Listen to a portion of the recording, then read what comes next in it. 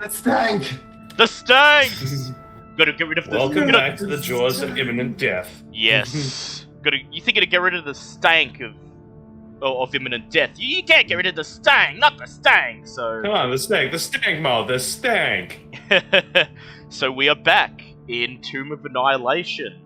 And last episode, you cleared out about, we'll say, half of level 4. You did well, nearly got beaten to a bloody pulp several times, especially Onyx. Sir Lucian was MVP, holding off half of an entire horde of Minotaur skeletons all on his own. Just the usual. And I played in a corn maze, and as a result, I can now buff frogs. This is my life now. And as a result of that horrific ordeal, you liberated the flail snail spirit Unk, who inhabited Onyx. You are now currently standing in Unk's tomb around the sarcophagus as Bobbit stares at her frog who dances in her hand with his cane and his top hat singing, "Hello my baby, hello my honey," as Bobbit Bobbit lifts up the brim of her hat, inserts the frog onto the plateau of her head, and then pulls the hat down. You decide what you are to do next. You haven't had a rest. No, Do we you have haven't. Albert? Oh yeah, I'll grab the Owlbear Maybe link. this- Sorry, I forgot to do that. That'd be nice. Yep. You haven't Didn't we yet. decide we were having a rest? I forget. Well, at the end of last session, we just left it up to you to decide whether you were going to start this session with a rest or not. But either way, the tomb is quiet. The Minotaur's nothing but scattered piles of bones and bone fragments. And the rooms from which the Minotaurs emerged are empty now, save for yet more shards of scattered bone fragments. Zinhorn, you can see that one of the small rooms that the Minotaurs came out from actually has, at the back, a narrow corridor seemingly leading off to another room. I point this out to the other. Yep, and so, what would you guys like to do to continue your, shall I say, ill-fated expedition of the tomb? I still have my skeleton. Do I still have the skeletons? What happened to those? They got chomped on by the T-Rex zombie. That's right. Sorry, I was trying to remember, because I was about to do the whole... Does animate dead work on Minotaur skeletons? It does. They are humanoids. I can't find that one out today. They are humanoids. Okay, well, there's a thought. There's a thought for once we've had a long rest, because I can only do that once a day. But who's all for coming back here once we've rested at some point? Yay! Getting Minotaur skeletons, yes. So rules as written. Raised Dead says you target the bones of a humanoid and they resurrect as a skeleton, but I would allow it, since it's quite blatantly a Minotaur skeleton that attacked you, I would allow you to resurrect it as a Minotaur skeleton. We're coming back here at some point. Unless you want to have a rest now. This is happening. The Do we front... want to have a look at this other room? I'm down for that. All right. Personally, I'm good to go either way, because I haven't lost much health. I know, Onyx did. Onyx got the living crap kicked out of him. I think we did say. So I'm pretty sure he was the one that was saying for having a rest because I he think had we badly did end got up beaten up. saying that we were going to have a long rest because I'm back up to max HP on my character, Oh. and I've got I'm on 17. And I've got minus Yes. 3 modifier to Well, my max that's HP. fair enough, but before you have the long rest, you probably do want to check out that little side room just to make sure nothing's going to jump out at you while you have a rest. Yes. And so Zinhorn points out the room, and you all make your way in. You step over these shards of bone into a narrow corridor that is lined with seemingly decades-old cobwebs. There is no spider to be seen, and the cobwebs disintegrate into dust as you walk through them, indicating their advanced age. It appears that this room has not been explored by any recent visitors to the tomb. And so, I was going to say, I'm pretty sure they said no one's gotten further down in the 4th level before. yes, so there are parts of the 4th level that may not be completely explored. And so, as you approach the room at the end of the hallway, you all begin to hear a rhythmic ticking sound from within. Oh god. And braving yourself, expecting the very worst, you step out into the room at the end of the corridor. This room contains a wooden cabinet with a numbered dial at its top, set with 2 ornate metal spokes. Beneath the dial, a pendulum swings inside an open compartment. An egg-shaped grey stone adorns the pendulum's tip. It appears to be the face of a clock, though there are no numbers. Instead, the hands point at blank spots on a flat, white stone plate. According to the position of the hands, it is currently 2 minutes to the hour. The clock ticks. Tick, tick, tick, tick, tick, tick, tick, tick. What would you like to do?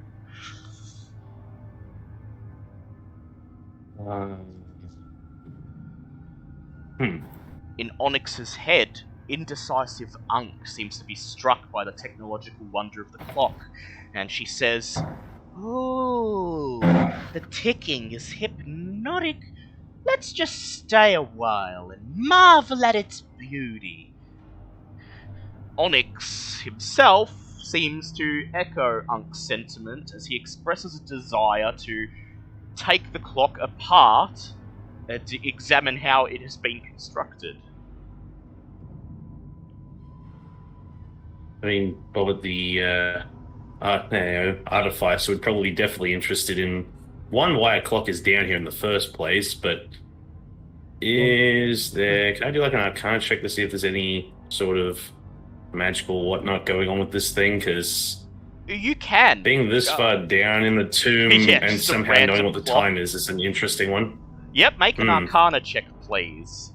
Don't like the fact I mean, that yep, it's magical. Actually, that's a good question. Oh, yeah, you could cast detect magic on it if you want. Case of I was probably gonna have to do that to just make sure that it's actually magical before I go anywhere. But we're definitely gonna be resting after this. I might just cast it because I believe I still had spell slots. Very well.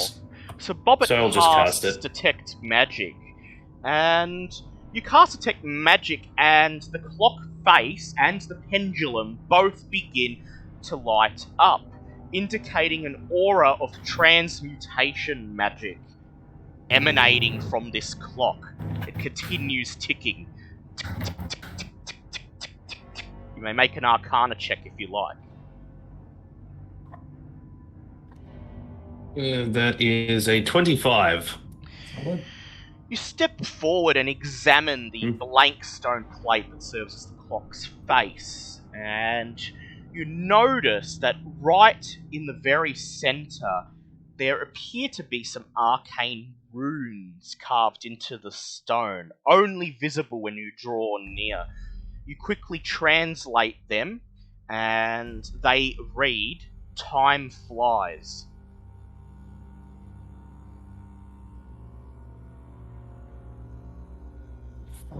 Flies. I'm just checking to see if there's anything we've had so far that even mentions that. No. No, there isn't. There is also the pendulum. and the pendulum just seems to be swinging in an open gap. You could just reach in and grab it if you wanted to.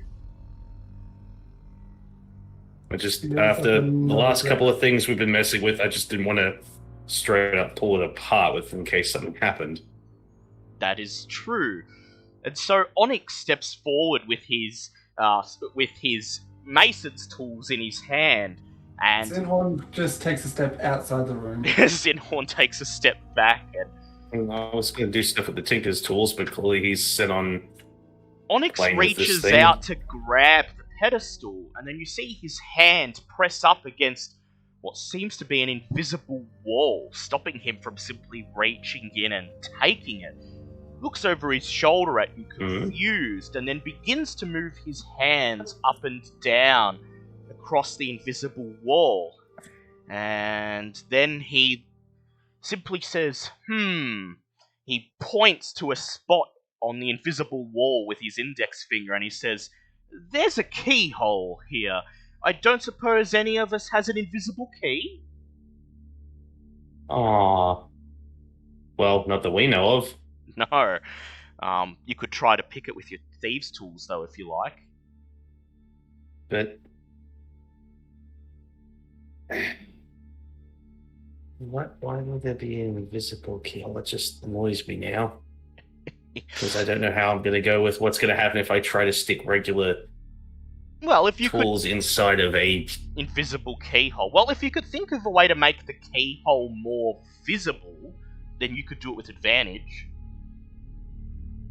I mean, does Ava still have Dispel Magic? Unfortunately, she doesn't have Dispel Magic. Not helpful. No. Perhaps a more mundane method of making it more visible.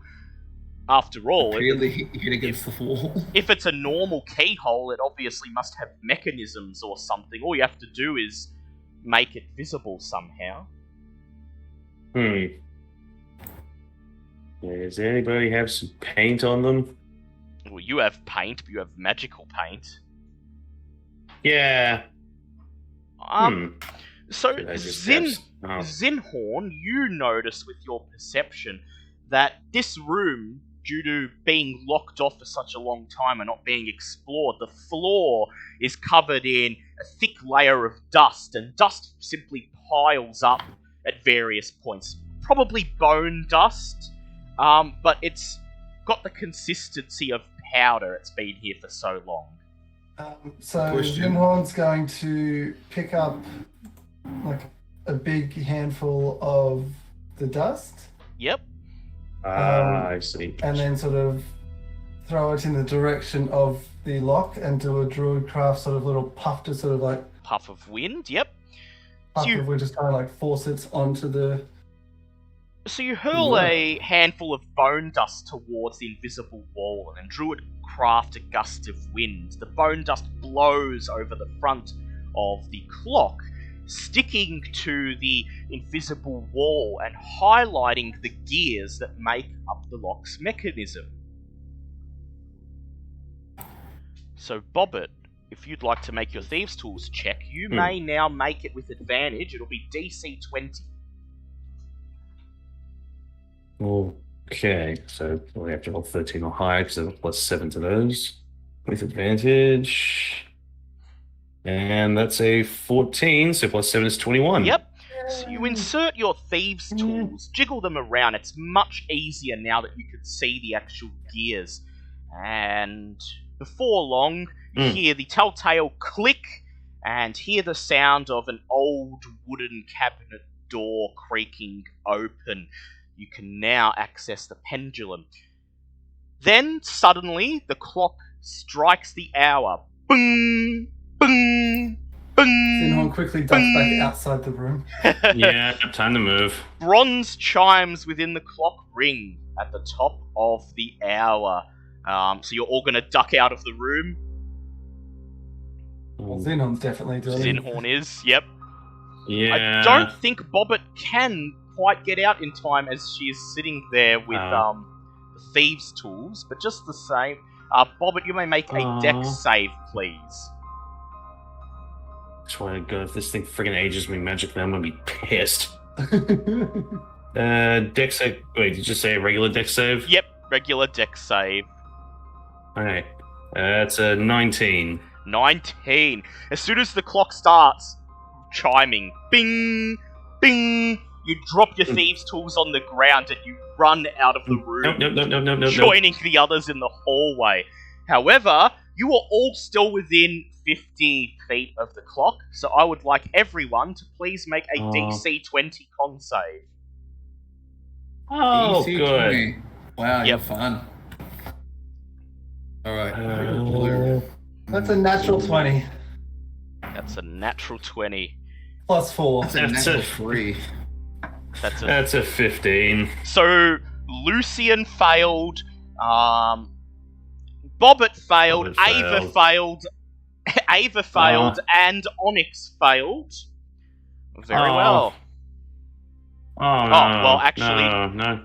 I see Kitty Bell is typing in the chat, so that means Remy or Kitty is doing their own check.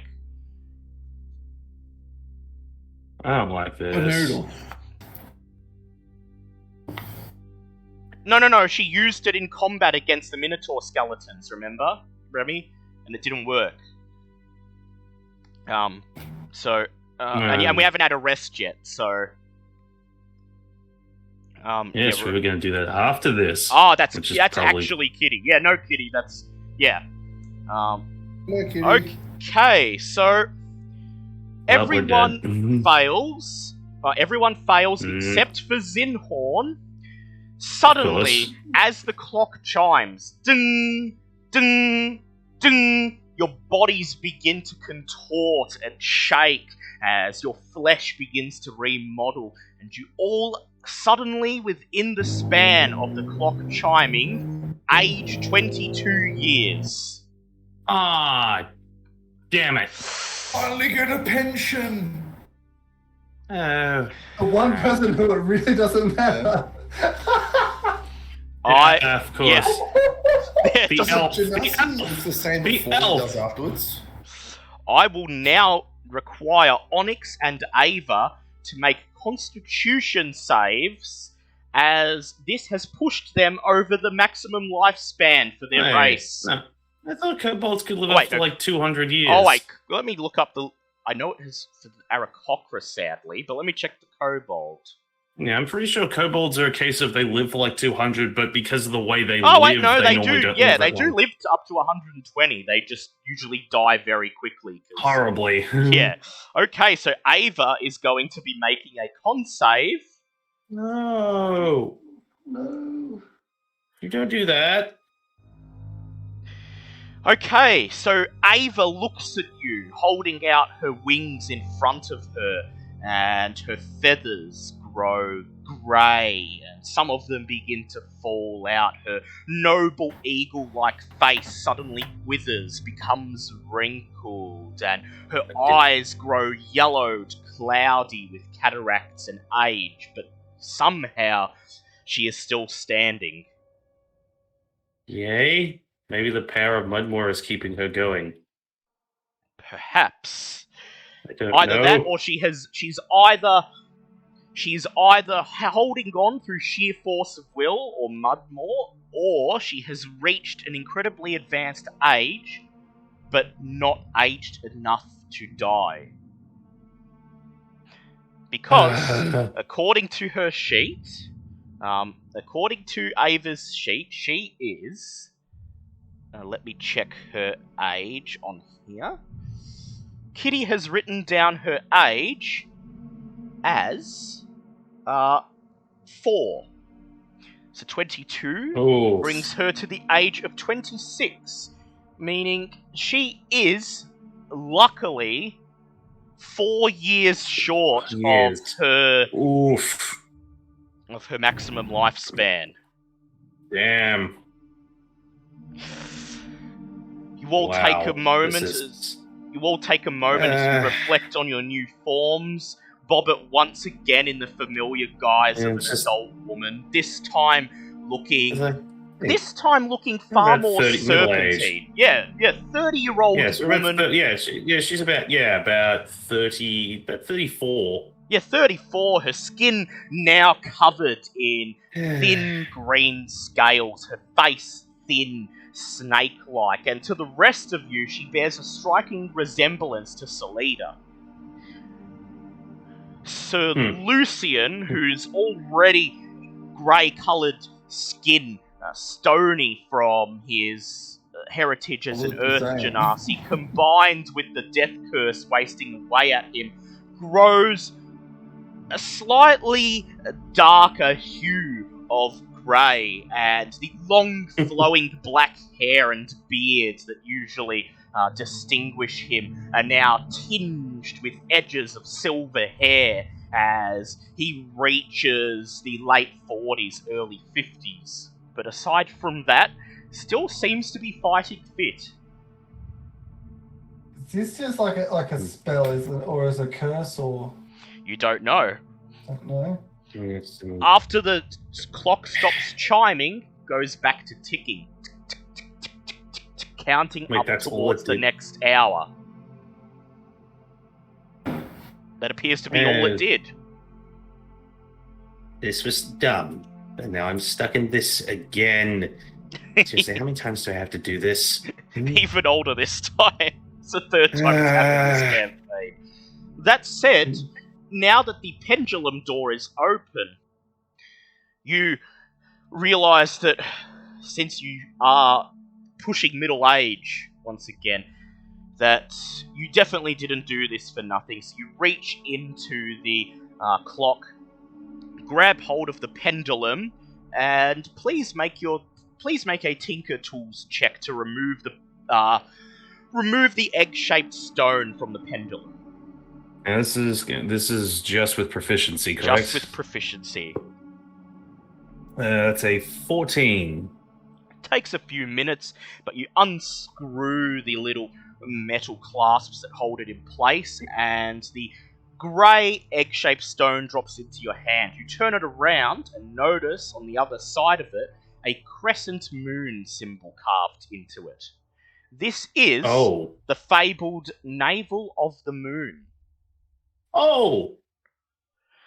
This fist-sized stone is worth at least 2,500 GP, but could fetch up to 3 times that value if sold through a reputable auction house in a major city.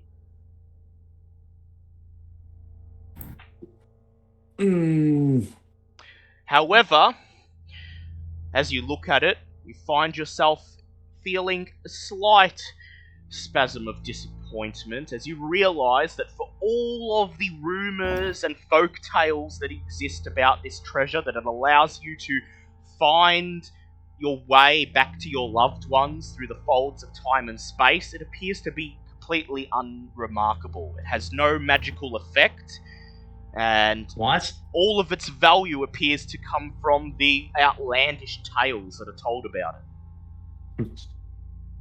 See, I was excited for half a minute, but now I'm just exceedingly angry. Well, it could be worth up to 10,000 GP if you sell it in the right place. Yes, and money is good, but why do you think both Bob and Alessandra were interested in this in the first place? Perhaps it's a rumor that was spread and fueled by Asarak to lure people into the dungeon, so that he could marvel and entertain himself at adventurers descending to their deaths, trying to find what they thought was something special, but was in all actuality just a pebble with a symbol carved into it. I got aged 20 years for a rumor by an insane cat. My only regret at this point is that I can't bring him back alive so I can eat him again. I'm guessing the clock is still ticking. The clock is still ticking. I'm Counting all up for to just the next closing hour. the door and leaving this room forever. That's probably a good idea.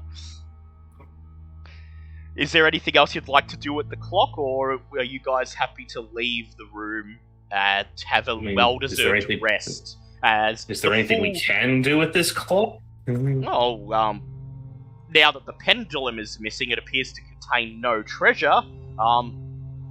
Onyx expresses he still has a minor desire to take it apart and see how it's built, but then he looks over at Ava, who is now holding a long minotaur rib bone, using it as a walking stick to keep her standing upright, and I'm not gonna lie, he that's just shrugs.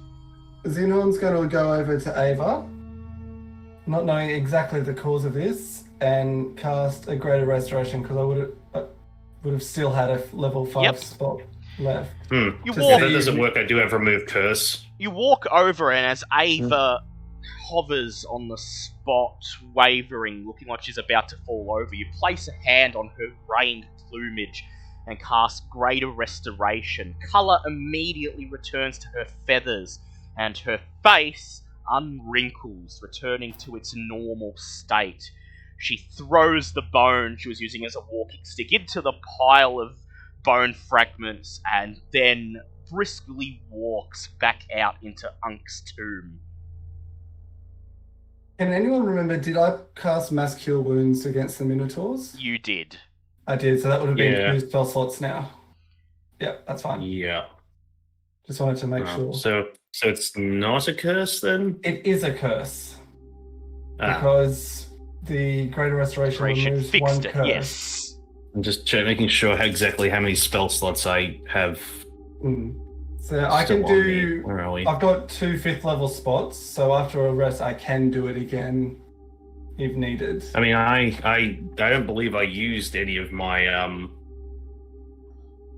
any of my actual spell slots. So up to this point, so I have 3 up my sleeve. So So you want Alright, to so cure that's- yourself, Lucian and Onyx? might as well. Only after can we I get as spend far some away hits? from this room. What was that? Can I spend some hit dice to upgrade myself? Oh, well, you might not need to do that. You might not need to, because I think... Okay, I'll So we- follow what you guys are doing. Yeah, because we're going to have a long rest in a second, and that'll fully heal you anyway, so... Yeah. By the way, yes, I'd like to use remove curse, or at least test remove curse on myself first to see if it actually works. Yep. So you place your hands on your own skin and you cast remove curse. And unfortunately, nothing seems to happen. Well, wonderful. That goes that theory. Looks like it has to be greater restoration or nothing. Very well. The good news I is suppose it... we can do something about it at least. Yes. Bad news is I can't do it right now. Very well. Well, I suppose I'll be Okay. going last since I'm the youngest of the group. Well, I was, anyway. And so... Well, Or was I? I don't know. Ava was the appropriate choice for this because yeah, she was pushing death. Yeah. So She was like 4 years away from... So as you go to leave the room, Bobbit, please make a perception check. Hey. Oh. 15. You sure you don't want Zinhorn to be able to do it instead? So you notice carved into the top of the archway that leads back out into Unk's tomb, the chainsaw. I've got some bits of wood for work. I want to saw in half. chainsaw. Yay, food. You notice a phrase carved into the top of the archway that leads back into Unk's tomb. It reads, leave the room and count your own time. Mason. You Oh God. count your own time. Yes. Can I roll anything to try and see if I can distinguish what that means? Roll an just a straight intelligence check if you like. Oh, thank God. 17. You hope this is not the case, but it seems that the phrase is a warning that if you leave this room, your age will become permanent. Oh. I have an So idea. we haven't left the room yet, correct? You haven't left the room yet, but you are still within 50 feet Alright. of the clock, meaning when it chimes again, you will age again, possibly. Okay, so obviously... Wait, which room are we talking about? Are we talking Unk's tomb in general, We're talking or just this room? This small side room appears to be what it's referring to. What- Otherwise, Leave yeah, this point here. yes. Otherwise, you think the warning would be out in Unk's tomb. Can we destroy said clock? You could try to destroy it if you like, if you feel that will work. Quick question. Yep. Is it possible? I'm still holding a clockwork amulet. Could I perhaps use it to go to re-roll? But would it be possible to go prematurely back in time before we aged and punch the clock? Because we already know the I'm pretty action. sure that's We about. re-roll No, it. I'm pretty it'll- sure that's about far and away not how that. Yeah, thing you works. will. It will allow Oh, no. it will allow you to set any of your rolls to 10. So if you like, you could use it now. I'll allow you to use it to prevent yourself from aging, but that's it. All right. Well, there you go. Yep. So Sir Lucian clasps his clockwork amulet, and the silver flecks in his hair fade away. His hair is black once again, and with that, he smugly walks out of the room. Okay. Yeah, that's just wonderful, wonderful. So I can't leave this room essentially, myself and No, unless you want to. Well, if you leave, you're permanently stuck the way you are. You can rest here, but you. yeah. Well- If the clock goes, okay, so we have to do something about the damn clock. That said, Would you like me to- Onyx reaches for the adamantine greatsword that's slung over his back, and he says, "I can smash it to bits." What about I merge with Stone and go through to the other side clock and smash it? Yeah, you could try I and mean, smash it from yeah, behind I mean- if you want. Yeah, I mean, you have your own adamant. I was gonna say you have your own adamantine. I mean, you have your own adamantine sword as Do. well. You know? But you guys don't. No, We're going for a they long don't. rest anyway, sir, so I can let's merge with Stone, destroy it, And then have your long and rest. everyone's So fine. you'd want Onyx to But- attack it from the front, while Sir Before Lucian Onyx- merges with Stone and Before- smashes it from the back. Do Before we know Onyx if leaves, I'm going to touch him on the shoulder and cast guidance. Ah, good idea. do we know if destroying this thing is going to do anything worse or just stop it from aging people? No, you're going on a hunch here. You don't know what's going to happen if you It's smash it. either risk potentially aging whilst we have a long rest, or like be permanently aged once you leave the room, or destroy the clock and hope. It's Yeah. my No, just like.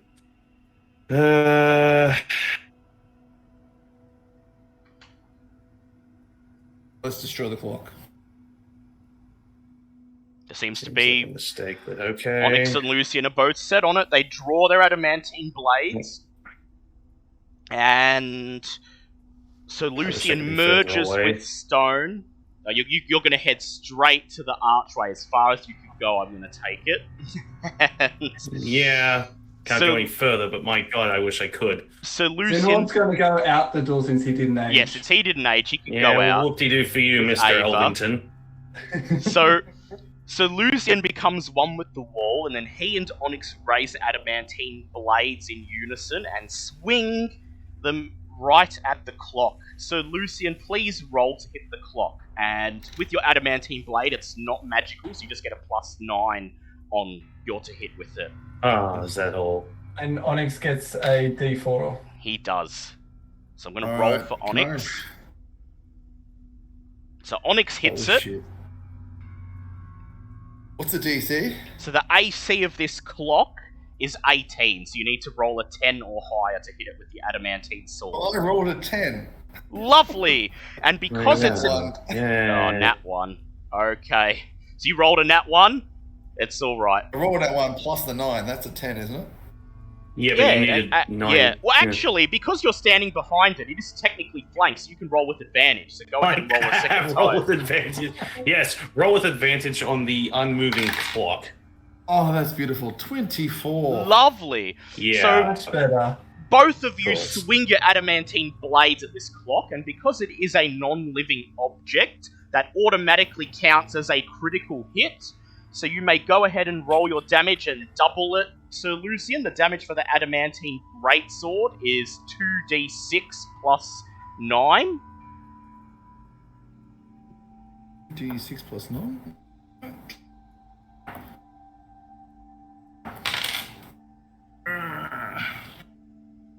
3 plus 9.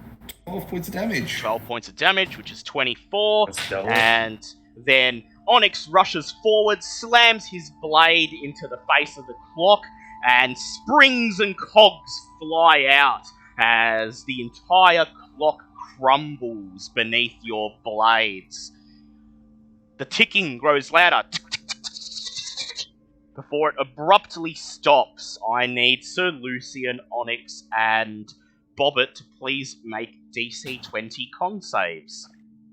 I hate you all. Gee whiz, isn't smashing the clock a great idea?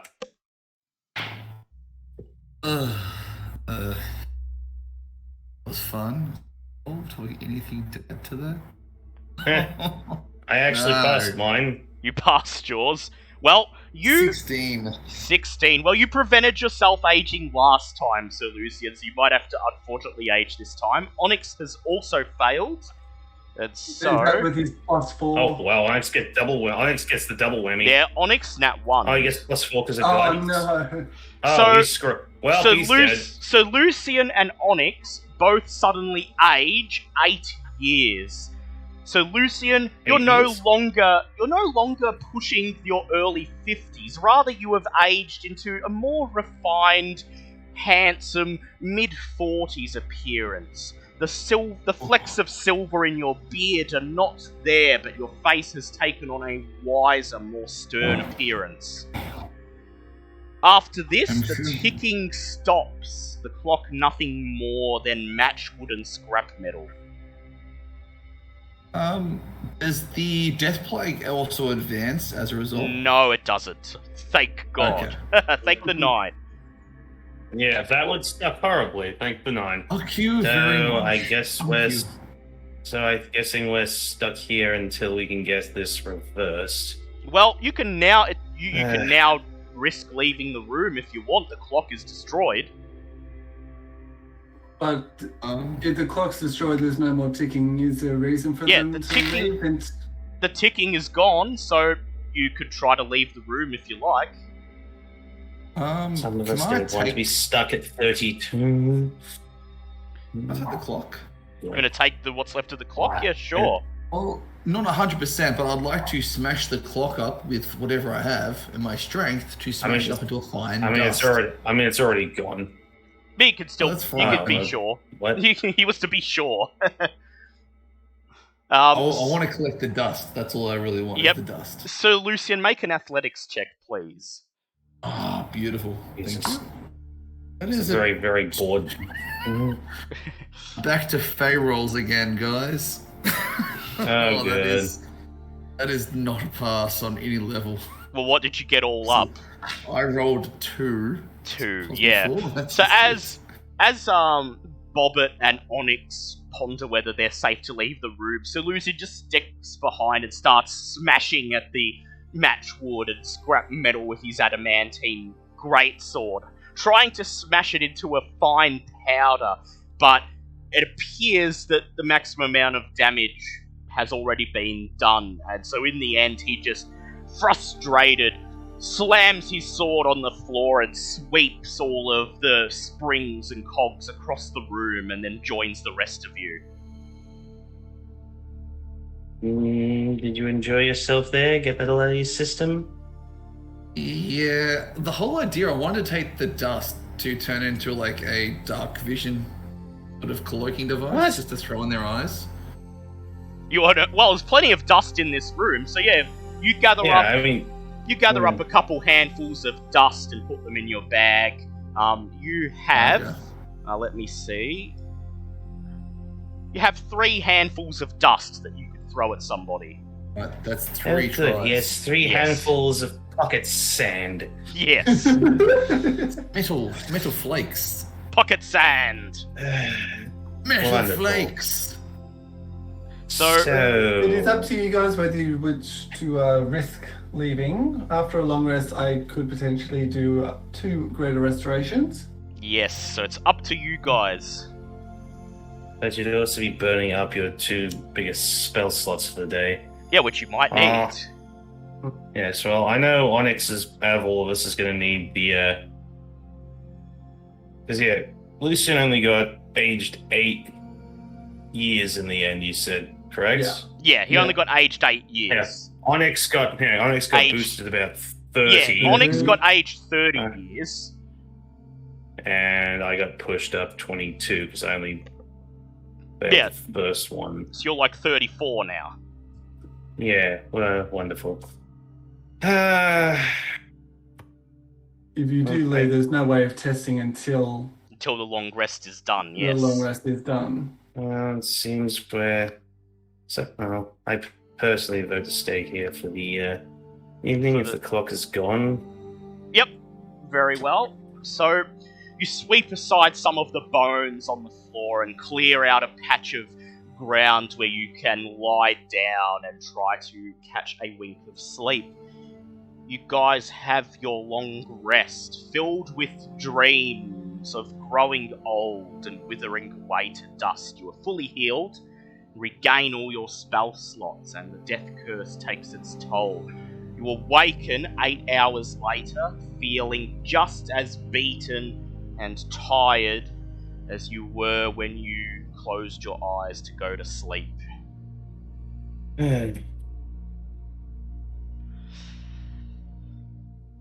Now's the moment of truth. If you would like Zinhorn to cast a greater restoration,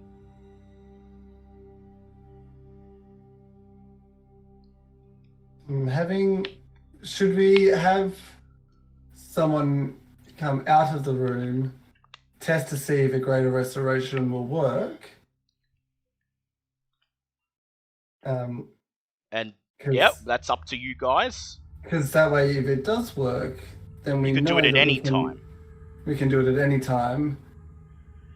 Well, Onyx volunteers. He says, "Well, I'm the oldest, so I'm going to see if I stand to lose anything." And he steps out of the room. I was towards- Well, I was going say, to I was going to vote Solution to Since he's go aged out, the but never least. mind. Yeah, no, you Yeah, hold but- out your arm to block Onyx, and then Seleucia just clears his throat, steps over your arm into Onyx's tomb. I cast greater restoration on solution. You place your hand on Seleucian and cast Greater Restoration, and there's very little difference, but you can tell that the 8 years melt off his face, and he goes back to looking slightly less dignified. So A bit by more step- rugged, a bit more indignant rather than refined and sophisticated. So just to be clear, It the worked. passage we read was so it worked there, but how about as far as like leaving the actual tomb itself is concerned? Well, all you know is that Seleucian has stepped through the archway and the spell has worked. Mhm. Has there been any change to the plaque that had the words on it? The plaque is still there. It's carved into the stone, and doesn't appear to have anything magical as part of it, so it's unlikely that the destruction of the clock would have affected it. Hmm. So we can at least say that it did work. In your head, Bobbit, you hear Moa saying, this is not so bad. With age comes wisdom, and with wisdom comes truth. And Nang Nang says, time is money! Think of all the time and money we've lost! Wonderful. The two gods in my head have seen fit to have a yet shouting match with each other. Just in case I was having fun already. Yeah. And Well- tell you that we are wasting time simply sitting here doing nothing. So we can use the second of my 5th level spots to do it now, or we can take the risk. Send Onyx through the out of the actual tomb itself first and see if that does anything. Onyx nods. He runs out of the room, leaps over the pit of acid, and runs up to the very top of the staircase. Zinhorn follows behind, places his hand on Onyx, and casts Greater Restoration. The kobold scales grow darker black in colour as the 30 years melt off him. Okay. Fair to say it works. So it works. It Head appears back to down work. and... Yep. Yep. Onyx and Zinhorn In head that back case- down, and it is quite evident that the spell worked. Well, in that case, we'll step over the threshold, but before we leave, we'll turn around and tap 3 of the Minotaur skeletons that were in the room. Yep. Mm. And summon them as Minotaur skeletons. Very well. I think that's a very imposing look at the moment, just a middle-aged Yuan Ti now armed with 3 Minotaur skeletons by his side. But they Just in will case we went be off one. very good backup because they're Minotaur skeletons. Absolutely. Not your Yeah, I'll be usual right back, but yes, skeletons. just looks at one of them, just hops into its arms, going, I'm too old for this crap. You carry me today." So, three Minotaur skeletons emerge from the piles of bones, and they immediately look over at Alessander. One of them steps forwards and hoists her up into its arms, and she climbs up onto its shoulder and sits there, her legs dangling, kicking into the Minotaur's torso as she rides along. This was a good idea. So where are you guys ready to go now?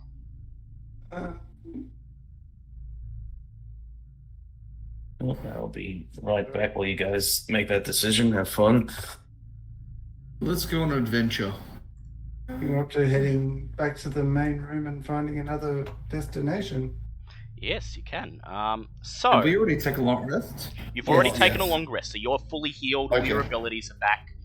Okay, so you decide to head back out to the main room, once again emerging onto the balcony with the 4-armed gargoyles staring up at you as you emerge. Thankfully not attacking you as they've been safely paid off with their tribute. You have several options of where you could go from here. You can head down the corridor to the south. Head down the corridor to the south. It's a narrow corridor, you're not sure where it leads. There is another more open corridor to the east. Can Zinhorn go and have a closer look at the south corridor? Yeah, sure. So, Zinhorn, you head over to the southern corridor with your passive... well, you can roll a perception, and if all else fails, you can do a passive one. Passive is higher. Okay, so you sit at the mouth of the corridor, press against the wall, and peer down. And this corridor is quite narrow. You'd have to move through it single file, as it's only 5 foot wide. The floor, like everywhere else on this level of the tomb, is covered in fragments of bones and skulls of dead adventurers. However, you notice that a prominent feature of the corridor is that it appears to be draped several times over with huge spider webs, and unlike the ones in the clock room, these ones look freshly planted. Hmm. Okay.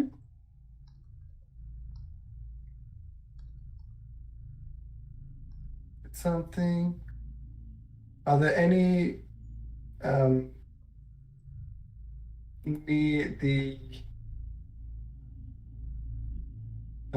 near the entrance there? There's about 10 feet from where you stand is the first batch of spider webs. Beyond that, you could see no more.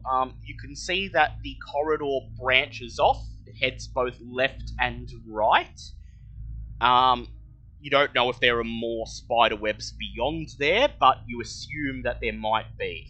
When you stare at the spider web itself, you cannot see anything. The webs are very thick, and they may be concealing something, but because of their thickness and how densely they're stretched over the corridor, you can't actually tell if there's anything waiting in them.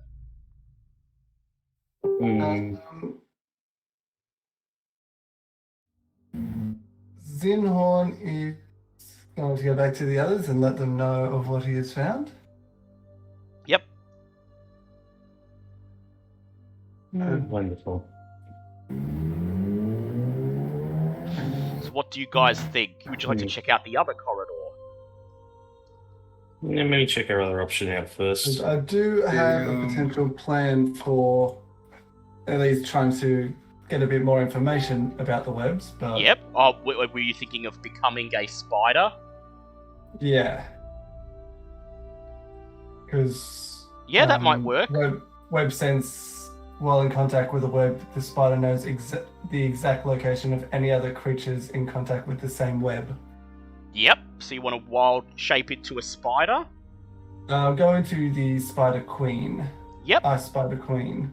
So you transform into the Ice Spider Queen and make your way cautiously down the corridor. You place one of your front legs on the web and hold still, waiting to sense any vibrations.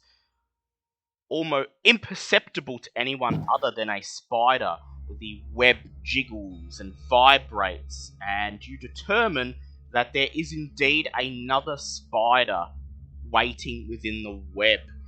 You look around with your 8 eyes and find, hiding behind the wall of web, a huge spider that takes up the entire span of the corridor. Its body comprised of an exoskeleton made of sharp, sword-like legs. Metal.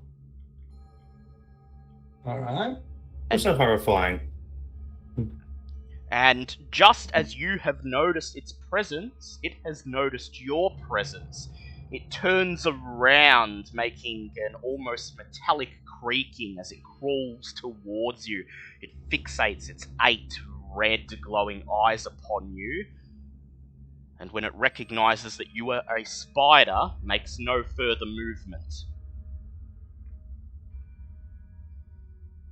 Hey, Kin recognizes Kin. So is it Spider Horn?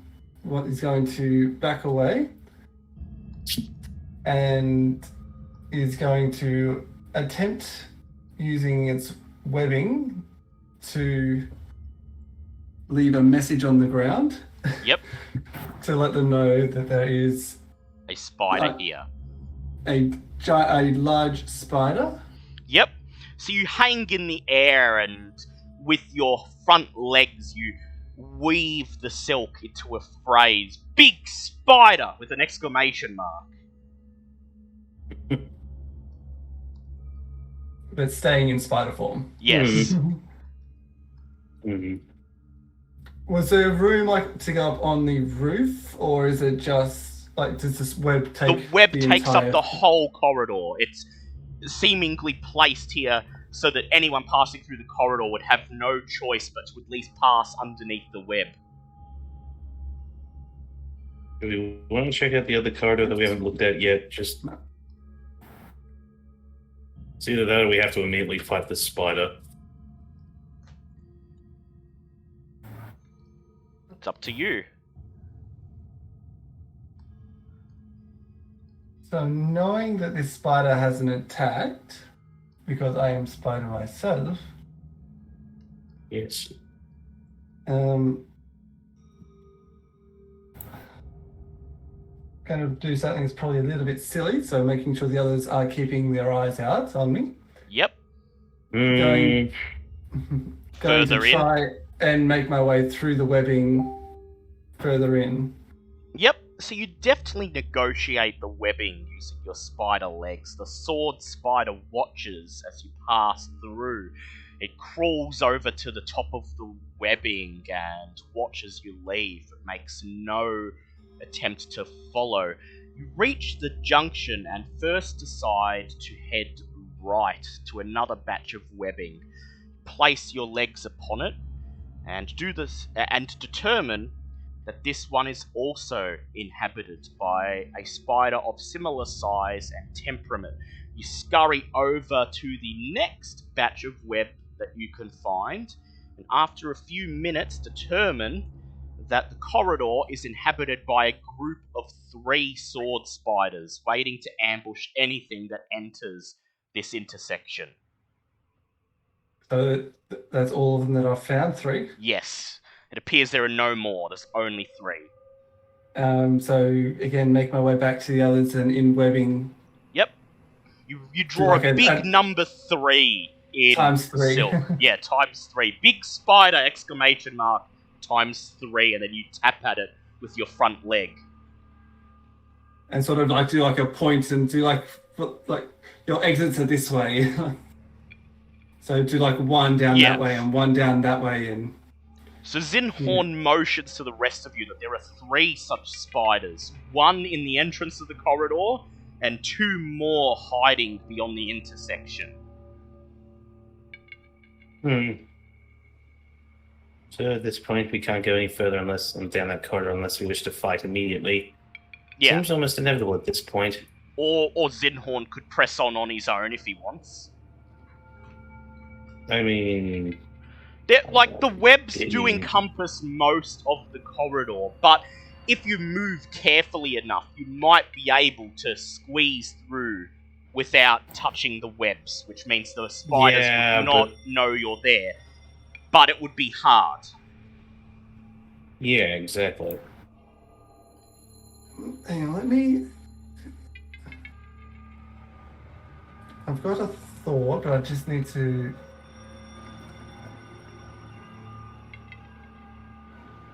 How does this work?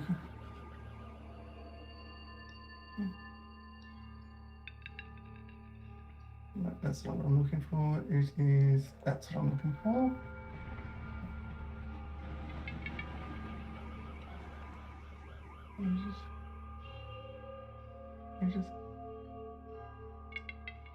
So can you just confirm with the bead of fireball? Yep. It says here when it reaches the end of its trajectory. Yes, so you throw it, Yeah. and it will not explode until it hits something. Yeah. So if I was to like carry it and place it somewhere, is there a way to sort of activate it, or will it? Well, what you could do is you could place it on the ground or something, and then throw a rock at it, and if you can hit it, then it would go off. Because what activates it is force. Okay.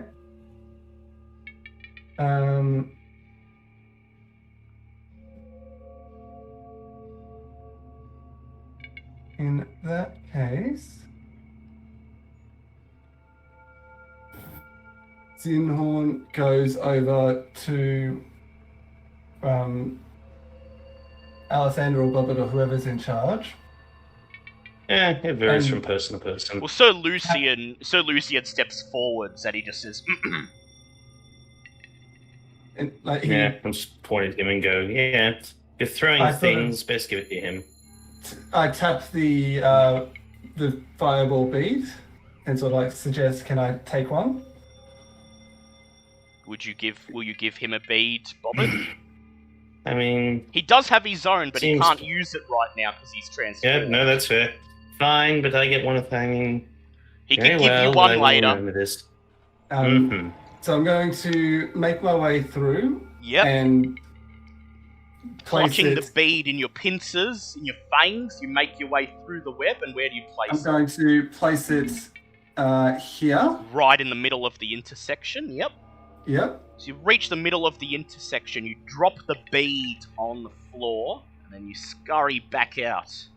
And you sort of gesture, you stand up on your hind legs and gesture with your front legs towards the intersection of the corridor, showing the others where you've placed the bead. Mm-hmm. So, Sir Lucian, would you like to try and hurl a javelin at the fireball bead to set it off? Right. Oh, the fireball beads? Yes, Yep. I would. Alright, so I would like you to make an attack roll with your javelin. The AC to hit the bead will be 16. Alright. Horn's going to have Is like one of the vines around Solution and just sort Yep. of like step back so that to try and assist with dodging if the fireball's coming out. Ah, yes, good idea. Good thinking, good thinking. we're thinking I got a 14 there, so plus. Yeah, definitely pass. you got it. Yeah, got it. Alright, so you stand back and using Zinhorn's vine as an anchor, you hurl a javelin. It cuts straight through the web and strikes the fireball bead, which immediately explodes. Each creature within a 20-foot radius of there needs to make a dex save, so that will be all 3 spiders. They're going to make... So that is a fail. That is a fail for 2 of them, a pass for 1.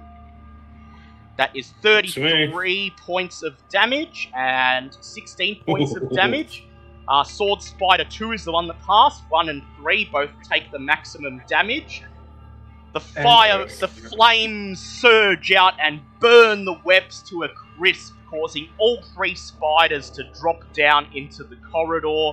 With that, they fix their eyes upon you and, singed from the fireball, All 24 of them. begin to charge in your direction. Please roll initiative. A 13 for Alessander. Did you just not 1 on that 20? I got one! How? You have a plus 11 for initiative. How do you suck at this? I Well- got a 12 for my initiative. Yeah, well, he has to nat 1 sometimes, so... I know, but so I'm just annoyed going. My He rolled a roll nat 1 and he's 1 behind me. I was too busy trying to yank Solution away from the blast. That's yeah, why. that you were trying to... Alright, You're an Back up. absolute legend. Okay, so Ah. it looks like Zin... how'd you go, Sir Lucian? I got a 10, so You got a I 10, think so I'm you- second. Yeah, so you'll be going after Zinhorn. And how did Alessander go? 13. 13. Okay. Ooh, Yeah, it Guessing looks the like the spiders spiders probably will be go going first. first. Yeah, that's probably fair considering they just got their home nuked. Sword Spider 2 rushes over to Sir Lucian and it attempts to swing at him with its blade-like legs. It's going to make 3 attacks, 2 with its forelegs, 1 with its Multi-attack. bite. So the first is a 24. It hits Sir Lucian, slashing just beyond his shield for 10 points of slashing damage. Its second, its arm clatters uselessly off Sir Lucian's shield and attempts to go in for a bite, and that is a 16. Sir Lucian knocks it back with his sword. Sword Spider 1 runs forwards about 30 feet, and then it uses its Deadly Leap ability. It makes a deadly leap landing behind Zinhorn. And swinging with a foreleg. That is a 10 on the first, an 8 on the second, then it jumps in for a bite. That is a 25 non-nat. Zinhorn takes 11 points of piercing damage, and as a spider, you are immune to poison, so... Oh, fun. You are fine. Sword Spider 3 runs forward, stands in front of the charred web, and waits. It is Ava's turn. She runs up to Sword Spider 1 and goes in, attacking with all 3 of her attacks. And she, nat 20s on 1, hits on the second, and nat 1s on the third. So that is Jesus. all together. Laurel and Hardy this whole thing, didn't we? Yep. So that is all Three together Stooges. 15 points of damage from Ava. It is Alessandra's turn. Alright, I think I will... Well, first I'll instruct my 3 lovely minions to, go find the nearest spider and squish it Yep. horribly, and can I throw spells from where I am? You will have to step out behind Ava, but then you can. No, that's fine. That's fine. Well, either way, I could step out from behind Ava and go on the wall or something, because Yep. I can do that. And I will lob a firebolt down at Sword Spider 3 up the back. Yep. Go ahead, roll to hit it. So close to a net 20. That's 19 plus 9. So That is we'll still just a say hit. yeah, definitely. All right, D2D10. Yikes! It's 5 points of fire damage. That was terrible. 5, better than nothing. It's already been hurt by the fireball. I know, but nah. It is Zinhorn's turn. Technically, Oh, the wait, Minotaur yeah. still have to go. Oh yeah, the Minotaur still do have to go. You are right. Let me just bring up the Minotaur skeletons in my DM screen. That's going to be interesting to see how this even works. Okay, the 3 Minotaur skeletons. So what is their... Let me check their movement. I believe their movement is 40. Yes, it is. 5, 10, 15, 20, 25, 30. They could get to Sword Spider 3. So all 3 of them charge as you all leap back. And they charge They get towards the Sword gore? Spider 3 with the gore. Sword Spiders 1 and 2 Yes. do get attacks of opportunity, though. Understandable. So that is a nat 20 and an 18. So, Come Let on. me see. That is 19 plus 7. Okay, so one of the Minotaur skeletons is hurt, but it doesn't go down. Okay, they rush towards Sword Spider 3 with their gores. And that is a hit, a miss, and a miss. So 1 hit. I'll take some. That's 15 points of damage plus an additional 8, so that is 23 points of damage altogether. And the Sword Spider must roll to not be knocked prone. It stands fast. It is now Zinhorn's turn. Zinhorn's going to turn to the spider that is directly behind him. Yep. And is this flanked because of Ava or? Yep, it is flanked, yep. Cool. So going to make a bite attack. Yep. Even, yeah. So yeah, bite attack is a 16 to hit. 16 to hit. That is a hit. Roll the damage. D8. Let's go with that one. That is 10 points of damage, and I'm assuming it's immune to poison, so that's... Yep, it is immune to poison. Yeah. So yeah, Okay. 10 points of damage. Yep, okay, it is Onyx's turn. Onyx runs up behind Alessandra. Let me check Onyx's sheet, see what he has. There's Trident. He does have his trident, but what he's going to do is he's going to cast Magic Missile at Sword Spider at Sword Spider 2, the one in front of Sir Lucian. Good thinking.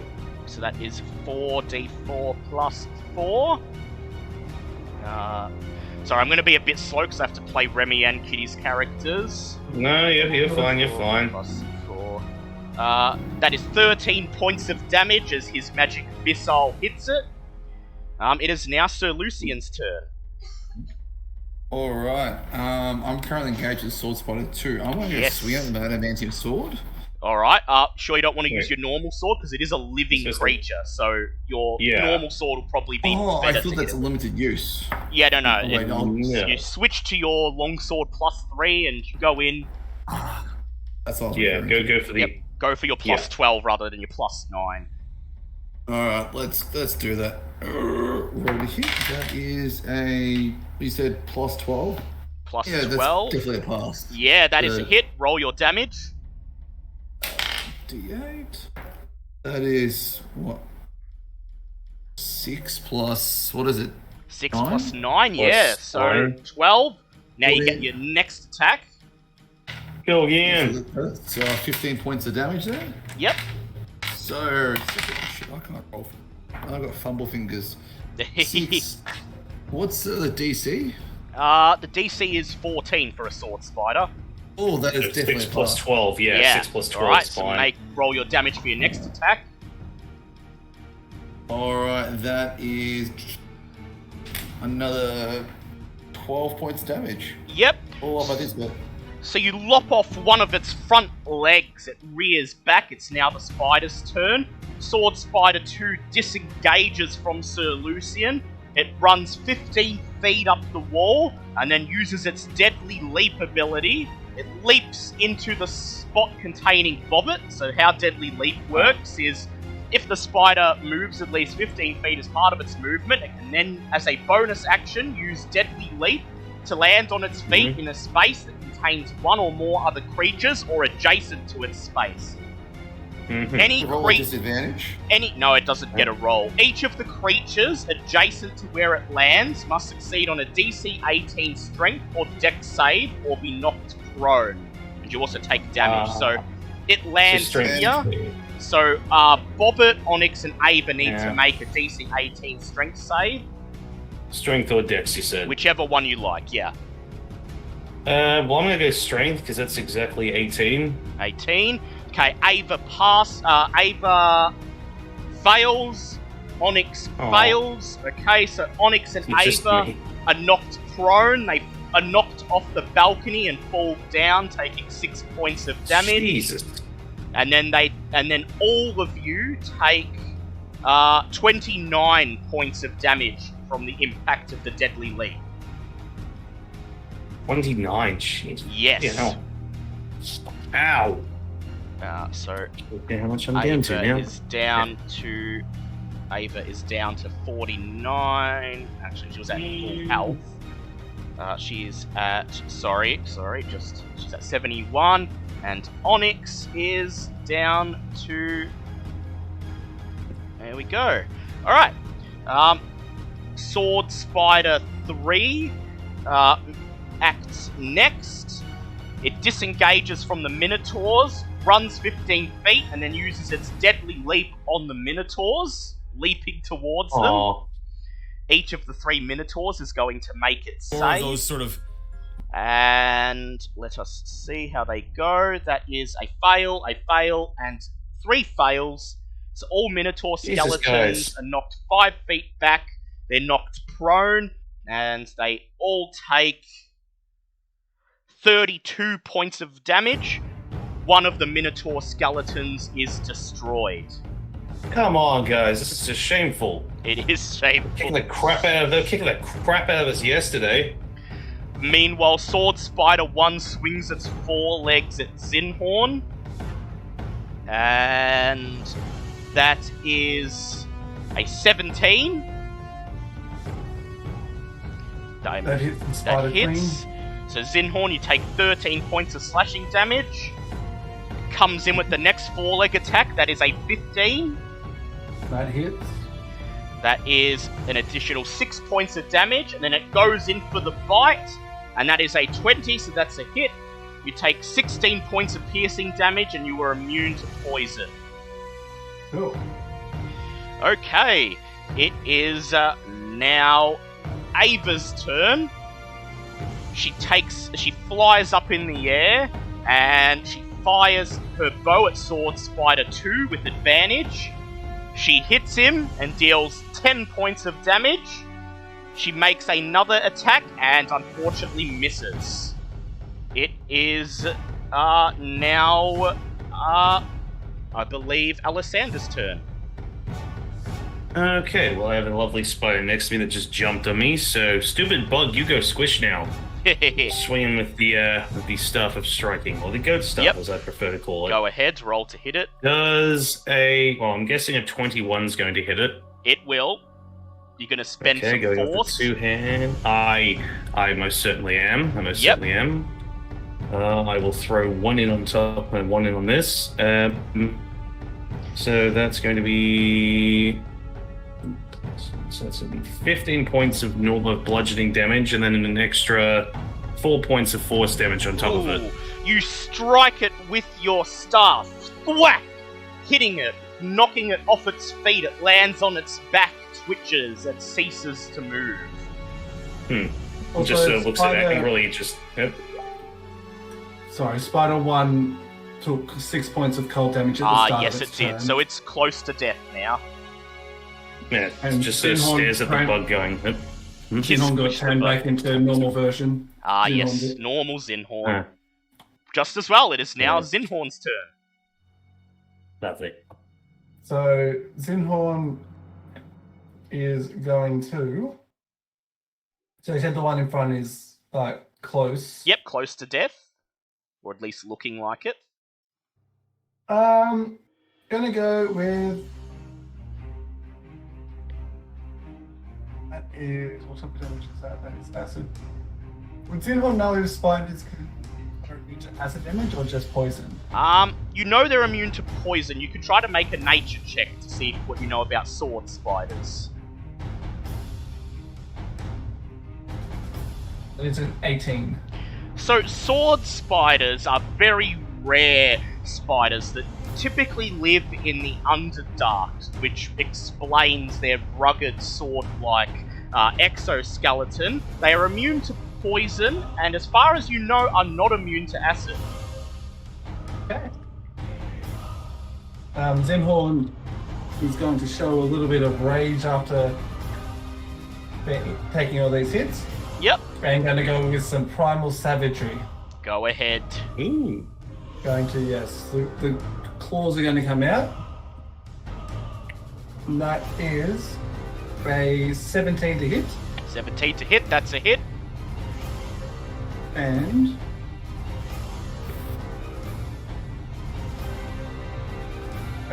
16 points of acid damage. The acid flows out of your hand, eating into the spider. It squirms as it dies. Bobbit's minotaurs rush forwards with their great axes. And that is a nat 1 and a nat 20. So one of them hits. It deals 31 points of slashing damage to Sword Spider 3, crushing it under the axe. Combat is over. See, that's more goddamn like it. Yay. You survived. Well, that was fun. Wonder. Yes, the sword Rude, spiders but- are out of their way. Ava and Onyx climb back up onto the balcony, and you guys are ready to proceed deeper into the corridor if you like. Yeah, quick drink, quick potion first though. Probably a good idea. There's ow, just ow.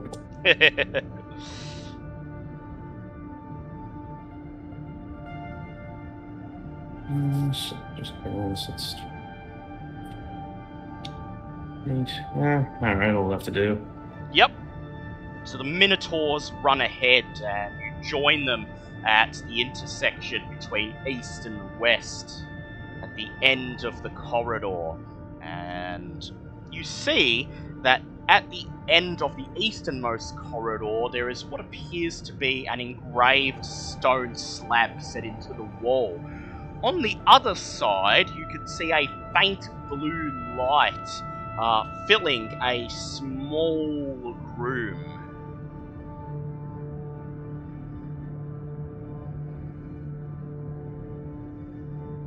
Yeah, which way is the light coming from? So the light's coming from this small room to the west, and at the end of the easternmost route, there is what appears to be an engraved stone slab set into the wall.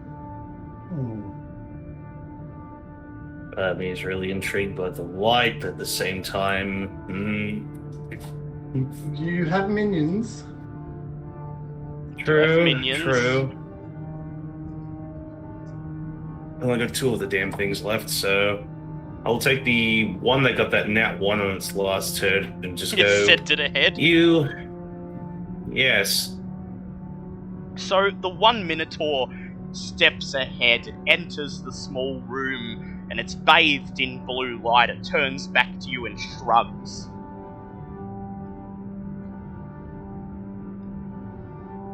Ooh, nothing happened. Nothing appeared to happen to it.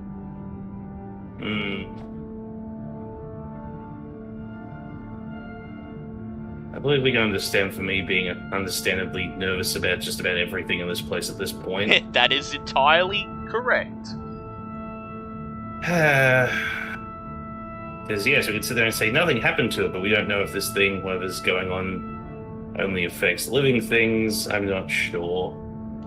If it seems okay, I will... I have a ritual cast Detect Magic to see if there's anything up with this thing. Yep, go ahead. So 10 minutes pass. Bobbit draws a circle on the floor and ritual casts Detect Magic. And a bright white light adds to the blue light emanating from this room, indicating there is something magical in there, but without actually entering the room, you won't be able to see what's in there. Oh, good. Well, there's definitely something magical down there. So, doesn't seem to be affecting the Minotaur at least, so we might as well go and see what its deal is. What type of magic it is, or? Indeed, it appears to be. Let me just check. You study the white light, and even though you can't see what it's emanating from, it appears to be an aura of conjuration magic. Conjuration. Wonderful. Probably more things for us to play with, or some other horror waiting for us. Do we want to inspect closer to see?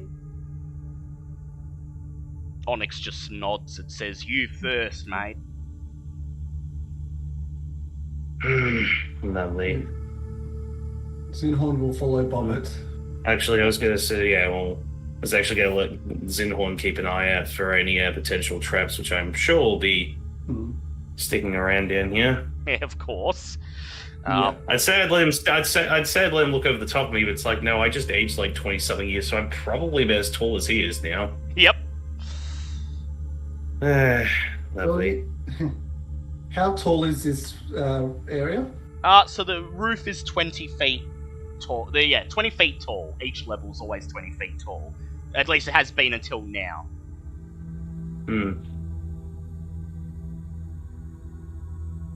There's nothing like trapwise on the floor, on the walls. Nope. It appears that the spiders were the trap. Yes, Oh, we good. got rid of all the webbing, so... Yes. Well, in that case, I'll be on the roof if you need me. Feel free to keep an eye out for anything else. Grown woman Alessander just climbs up onto the roof. So Zinhorn and Lucian, you guys want to press ahead? So I'm just sort of staying directly underneath where Alessander Yep. is. Mhm. So we go as a team. Yep. So Lucian leads the way while the rest of you hang behind, including the Minotaurs. And you find, as you step out of the corridor, you are bathed in blue light, and you find This dusty room is 15 feet square and empty, except for an ornate rectangular mirror mounted on the wall, opposite the shit. room's only entrance. As you step into the blue light, I'd like everybody to please make a DC 15 charisma save. God damn, how are we supposed to freaking know that was in there? Would have thought of that beforehand. Oh, yeah, yes, we should have thought that there might have been something. This is why I set the Minotaur down. Nothing happened to it. Passed its charisma That is a save. That is a 25 on my Christmas Yep. save, by the way. That is a Okay. pass There's my for plus- Ava and Onyx. A 19 plus 1. 19. Alright, so Lucian, how'd you go on your charisma save? DC please. 15, you said? Yep. I got 13 all up. Alright. Oh, good, he's dead. Did you roll less than 10? Because you can use your... then I got +1. Ah, very well. Let me double check. Oh no, I misread it. It's actually 13, not 15. I thought I'm used to things being higher, so I misread the 3 as a 5. So no, you have 5. Thank you, Faye. So The yeah, spikes retreated to the wall. you step out into the room and you stare at the mirror, and as you approach the mirror, you feel what feels like some kind of unseen force, like unseen hands grabbing at you and trying to pull you somewhere. The sensation passes within a second. It appears that whatever trap is attached to this mirror has failed to affect you. Mirror holds 12. Indeed, the warning said the mirror holds 12. I am all for not going anywhere near closer to this thing and just leaving us alone. Was there something else we've read about the mirror? No, just that the mirror holds 12. Whatever the mirror was trying to do to you appears to have failed. Yes. So you could probably feel free to investigate the mirror. I'll try and investigate it. Oh, you want to investigate it? I don't Either have way, to I'm ready to investigate. leave. You're ready to leave. So Zinhorn would like to investigate it. Make an investigate check, please, Zinhorn, if you'd like to investigate it. Oh, that's a 17. 17. So the mirror, you can't quite tell how it's attached to the wall. You can't see any sort of supports or anything. Rather, it appears to be magically attached to the wall. You see your reflection within the mirror, but there's something odd about it. The blue light within the mirror is so intense that you can't even see your own facial features. You notice that engraved into the frame of the mirror are 2 sets of arcane runes. Okay. Hmm. What make language an are arc. these runes in? They're arcane they're runes, so you may... Oh, they're rune. Okay, Yep. well that would be my shtick then. Sorry, apologies. Yep. I got a 19 for 12 Arcana. Ah, it's okay, it's 21. okay. Yep, so Zinhorn translates one side, Bobbit translates the other. You spend about 10 minutes copying down rubbings of the runes on each side of the mirror and translating them. It appears to be 2 command words. The one on the left is Komara, the one on the right is Blackfire. There is no indication to what these command words actually do. No. Huh. Hmm. If you want to cast Identify on the mirror, you can go ahead. Because I do not I'll have. use up one of my Artificer spell slots, but yes, I can do that. very well. So Bobbit steps forwards and taps the mirror with her thieves' tools, with her tinker's tools, and casts Just sonic Identify. screwdrivers. Yep, your set of screwdrivers. So you determine that this mirror is a mirror of life trapping. and it is attached to the wall with a layer of sovereign glue, a wondrous item, a legendary glue that can cover a 1 foot square and permanently bonds something. It permanently adheres to objects. The only thing that can break it is a wish spell. The mirror itself is a 4 foot tall mirror. When it's viewed indirectly, its surface shows faint images of creatures. The mirror weighs 50 pounds, it has AC 11, 10 hit points, and vulnerability to bludgeoning damage. It shatters and is destroyed when reduced to 0 hit points. If the mirror is hanging on a vertical surface and you are within 5 feet of it, you can use an action to speak its command word and activate it. This command word is Kamara. You can also use an action to speak the command word to deactivate it. While the mirror is activated, any creature that sees its reflection in the activated mirror within 30 feet of it must succeed on a DC 13 Charisma saving throw or be trapped, along with anything it is wearing or carrying, in one of the mirror's 12 extra-dimensional cells. You can also speak the command word Blackfire to empty a cell at random of its occupant.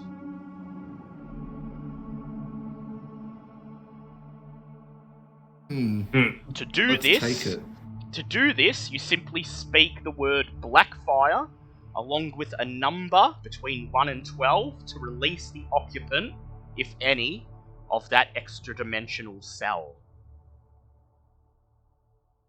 So, there is a chance that there may be some adventurers that have been trapped left in this place. But you also can't rule out that Asarak hasn't also had some nasty things trapped in there to surprise whoever is randomly releasing cells. Why do you have to do that? This to happen? Sorry, M1?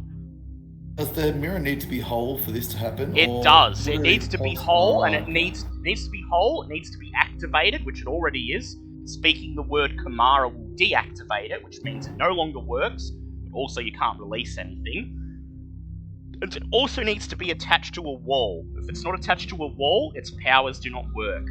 This one is currently attached to the wall with sovereign glue, and the only way to detach something from sovereign glue is with a wish spell. So that we can't. Damn it! You know exactly what I want to do here. Yeah, you're not taking the mirror with you. Yeah, because you don't have access to wish.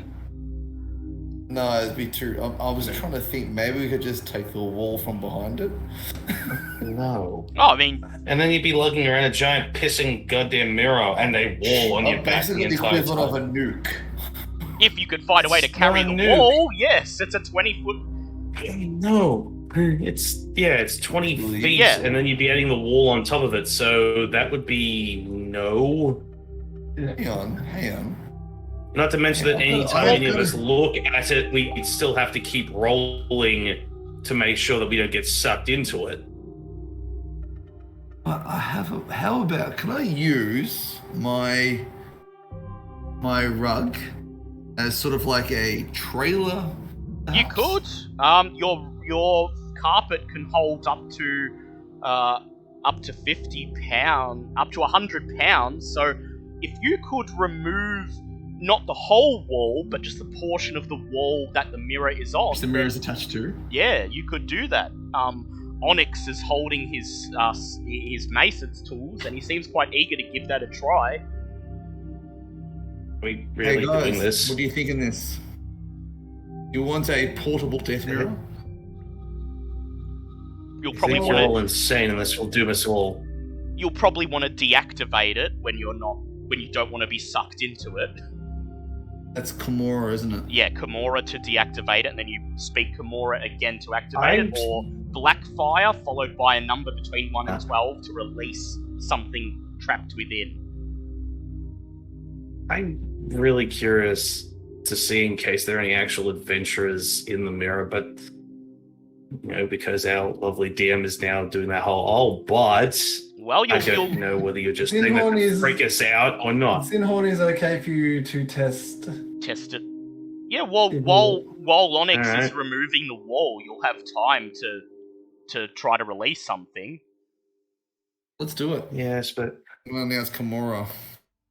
I mean, it's no dumber. I mean, my idea is no dumber than yours at this point. I want to And mess as- around and activate the damn thing. You just want to bring it with us. As of such, you and I are the only ones who know what the code words do. Yeah, I mean, to be fair, bringing it along seems like Yes. a good idea, because, like, you could just throw it up against something, they have to pass a charisma save or be sucked in.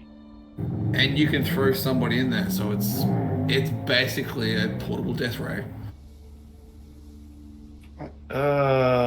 Choose a random. Roll a d12 and see which number you get. Go ahead, roll a d12. Alright, well, as long as everyone's, like, prepared for a potential fight to the death, because I Bring have the no bring the idea. minotaurs into the room just in. I mean, they're already with us, but yeah. Minotaurs in the room. Screw it, I've had an almost decent life. Blackfire 10. Blackfire 10. Very well. You speak the word out loud. Nothing happens. It appears cell 10 is empty. The mirror simply glows and then simply glows a bright blue light and then a few seconds later returns to normal, showing you a blank wall with no creature reflected. Okay. Well, that's one of 12 safe. Yep. Blackfire 8. Blackfire 8. Okay. The mirror begins to glow again. This time, an image slowly fades into focus. An image of an olive-skinned, auburn-haired woman clad in the armor of an Omuan warrior. The mirror glows again, and then suddenly, the woman stands in the middle of the room with you. She looks around, she sees you, her eyes go wide, and she reaches for the broadsword that's sheathed at her belt. Wait, whoa. I was going to say, can I speak? I was going to say, I'd like to talk to an ancient Tabaxian. Just going, wait, hold on. As you speak This in isn't Tabaxian, Tabaxi, of course. as you speak in Tabaxi, everyone else shouts out in common. She tightens her grip around her sword's hilt but does not pull it out. Instead, she looks at you, narrows her eyes, and in Tabaxi barks an order. Tell me where the queen is, or die under my blade! She's obviously referring to Queen... Oh god, I've already forgotten her bloody name. It was Queen... I will tell you her name. It was Queen Napaka. Sorry about that. I'll sit there and go... With much regret, Queen Napaka is dead. Asarak tricked her and entombed her in this tomb. It's been over 200 years since then. Please make a persuade check. Oh boy. So glad I have persuasion. That's going to be a 21. She looks at you, nods stoically, and then she barks another order. Tell me where Asarak lies! I will destroy him and avenge the death of Her Majesty! I like this one. We believe that Asarak lies at the heart of this tomb. We are still several floors away from that, though, and are making our way through there in the hopes of destroying a terrible creation he has brought upon the realms. Basically, just the rough explanation of like the soulmonger and everything else. You spend Basically, about we don't have to sit here and listen to that all. 10-15 minutes just explaining why you're here, giving her a rough account of the soulmonger and how you believe that Asarak may be further in the tomb as the architect of the soulmonger. The woman bites her bottom lip and then she nods and she says, I care not for that, but I wish to avenge the death of my queen and my city. I will accompany you until Asarak is sent to his long-awaited death. She holds out a hand, And she says, I am Lucanu, the head champion and bodyguard of the Queen of Omu. Okay, I'm gonna need what is that name? Because that's amazing, by the way. Lucanu. Lucano. Lucanu. Alrighty, well, there's just a very wide smile on Alessandra's face going, well, Lucanu, it's welcome aboard. So does she speak? Oh, actually, I'll ask her going, do you speak common at all? She shakes her head and she says, there is no need to learn the language of the outsiders. We do not need to have conversations. You lead me to Asarak, I will dispatch him, and then I will go my own way. Oh, this poor creature. I don't know what you're saying that for. I'm the only one in the group that actually knows, but she's I'm saying it. Look, this is Smithy saying this. I know. Yeah. I know. Oh, This just amuses me. It's like, oh boy, angry, pissed off warrior that wants to kill Asarak, and I'm the only one that can talk to her. Oh, this is going to be fun. so another voice in your head. Another voice. Yeah, in another your voice. Except not in your head. They can all hear her. It's just gibberish. Just when she by my talks. side. Yeah, it's just it's gibberish for you lot. Well, we'll carry on the conversation with. I don't suppose you know how you came to be trapped in this mirror we found you in. She says, Asarak kidnapped the queen. Myself and my warriors headed into the palace to rescue her. He had taken residence in the dungeons beneath the queen's palace. He was extending them to suit his own purposes. What we thought would be an easy expedition turned into a nightmarish jaunt into a twisting maze. We encountered this mirror, and the last thing I remember is setting my gaze upon it. And how many of you do you know of were with you when you gazed upon this mirror? She says, myself and 5 others. We lost 2 on the way down to the traps, leaving 3 of us alive. Please, if you know how to free me, free them, and they shall lend their swords to your cause.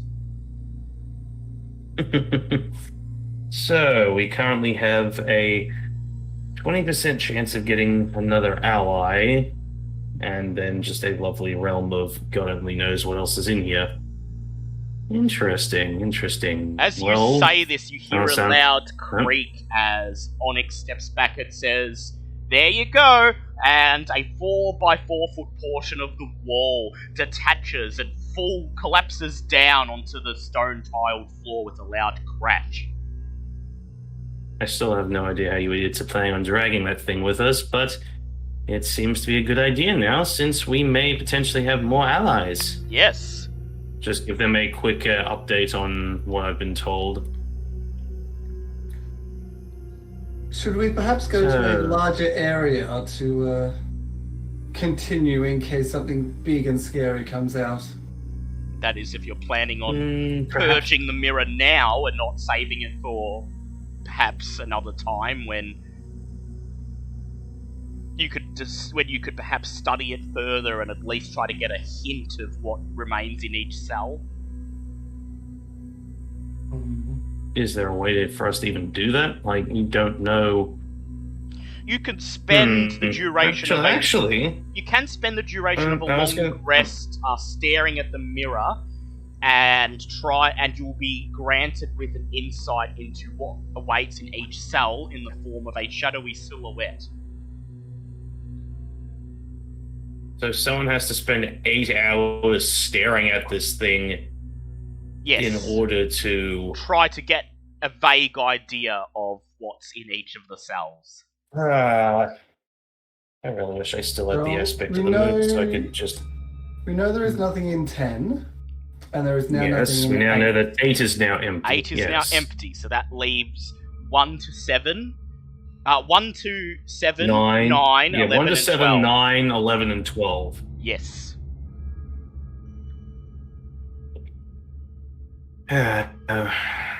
So it's either we spend an entire day not doing anything while staring at this mirror, or someone is wasting a night's sleep on trying to figure it out.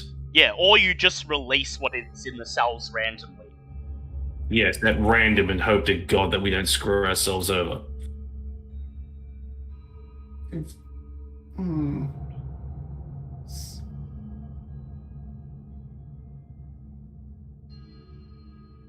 Hmm. Just as well, It's a bit like that, isn't it? So Lucian unwraps his carpet, speaks the command word, and as the carpet hovers in the air, he hoists up the portion of wall containing the mirror onto his flying carpet, and it just hovers there in front of you. Can Zinhorn go? How much of the wall has been taken? Like, is So it? a 4x4 square foot section of the wall has been removed. Would we know roughly like the weight of that? Apparently, it's less than 100 pounds, as Sir Lucian's carpet is able to still carry it. And do we know what happens to the carpet if there is more than 100 pounds? It will simply not fly. Yeah. It'll just collapse and turn into a normal carpet until the weight is removed. That seems fair. Because So, how much is Alessander? Because I have no idea now. Well, she's an adult now, so let me check how much she would. Let me check how much she would actually be. and would it be less than Zinhorn? As a baseline. So human, well, actually a Yuan T, but a human has the same weight as a Yuan T. So you would be Alessander. Your base weight is 110 pounds as an adult. So Wait, that can't be doesn't- right. Let me double check his carpet, because I was otherwise gonna say- someone wouldn't be able to fly on it. It could, I'm it pretty could sure carry it's up to five. it could carry up to 500 pounds actually. okay. Yeah. Hmm. Sorry, it's because it's So- not metric. I forget like weights Yeah. and things. Damn you, metric system! Because what I was thinking is, whilst we're sort of maneuvering through, someone could spend a bit of time looking at the mirror on the carpet as the carpet's moving along. Yes. So, Alessander, I've just rolled your weight as 158 pounds. I should probably be writing that down now until I get everything fixed up. Alright. 5'8" tall. Yeah. Ooh, very 5'8" nice. tall. Not bad. 5'8". Right. And you said 100 and 158 pounds. yeah. So current age is either 34 or 234, depending on which storyline we're trying to work on here. Yes.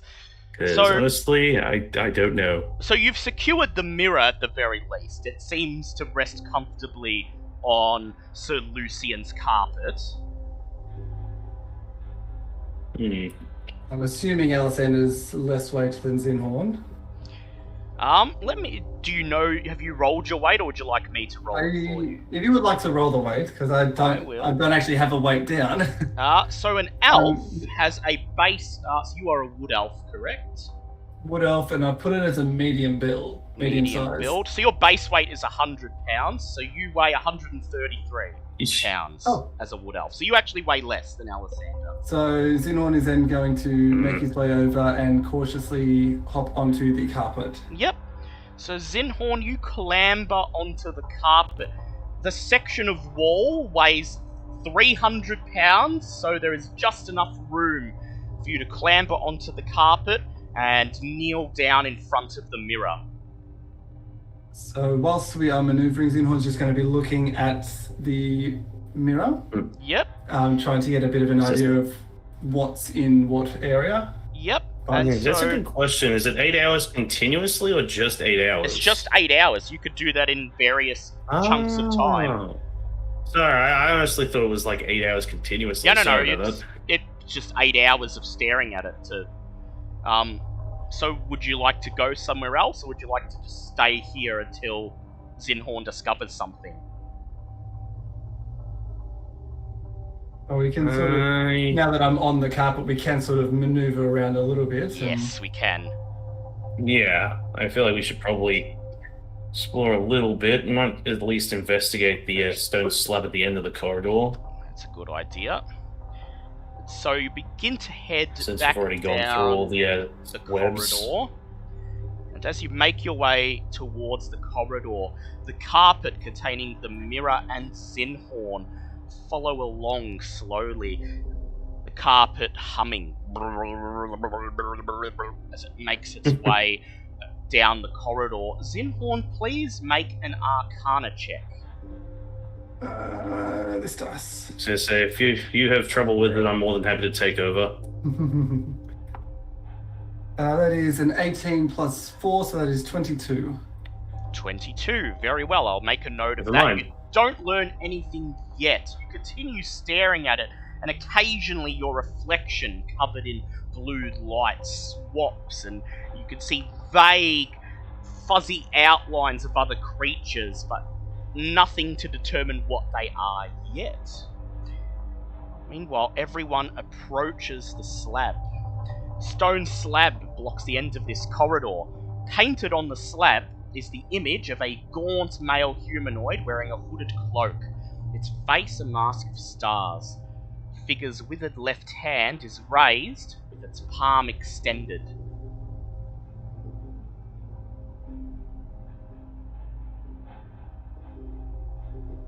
What would you like to do?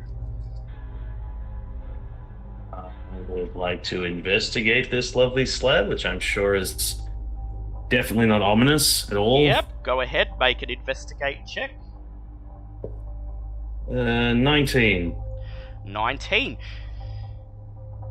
There appears to be a faint magical energy emanating from the stone slab. As you place your hands upon it, you could feel it like static electricity, making your hair stand on end. Aside from that, you can see no keyhole, no knob, or anything else indicating that there is a traditional way of opening this door.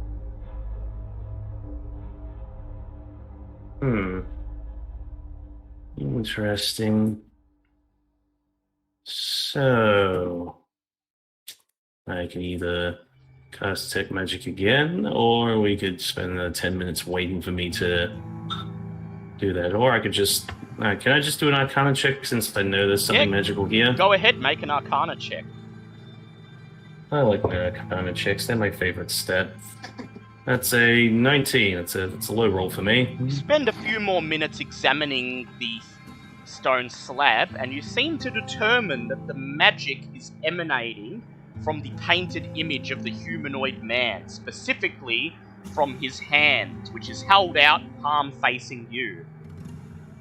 As soon as you're done examining it, you hear the sound of a sword being drawn, and Lucanu barks, "If Asarak's not in there, let us forget about it and move on!"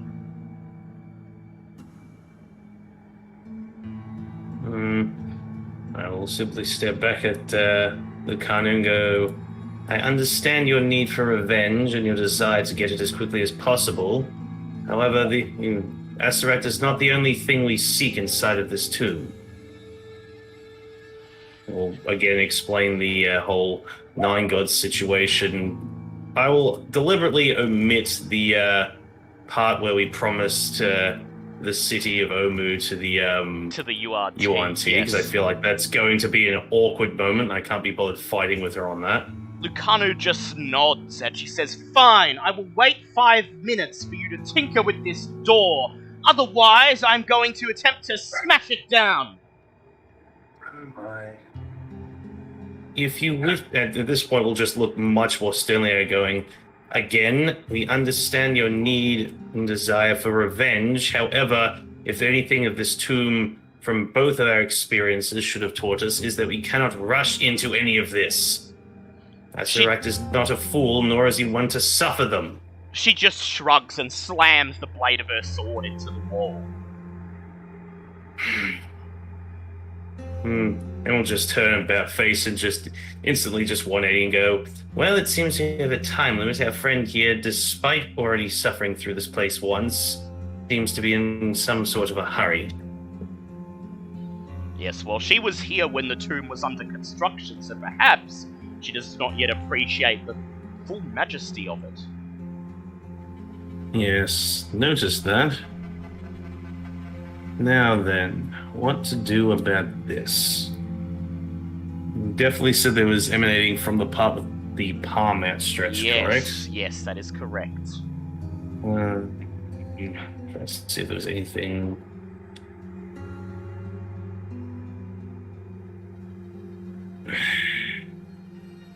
What would you like to do? Yeah, that info. I've already done the Arcana check. I've already done the investigation check. I'm not sure where else to go from here. Onyx steps forwards, stands beside you, and holds out his palm in the same way that the man in the stone slab is. The slab sinks into the floor, revealing a dusty passageway beyond.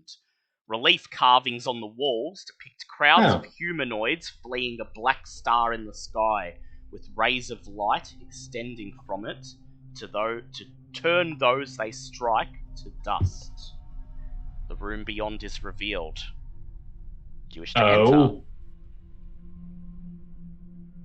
I'm sorry, do we want to just go back and repeat that last part again of, Yes, the lovely black light reducing people into ash? Yep, there is carvings on the walls on the other side of the slab depicting crowds of humanoids fleeing a black star in the sky, with rays of light extending from it to turn those they strike into dust. See, I don't like that at all. So there's the parts of the thing that we haven't sorted is death to fire, dine or drown, precious air and falling sand, the army sleeps in silence. Yes, you Like, don't know the rest, what. We've dealt with the rest of it. Perhaps if you enter the room, you'll know more. And as I say that, Lucanu, still holding her sword, charges ahead through the newly opened doorway. Well, that's one way to see if something's going to happen. She charges Yes, in, well. turns to look at you, and then runs around the corner further into the room. You hear no sounds.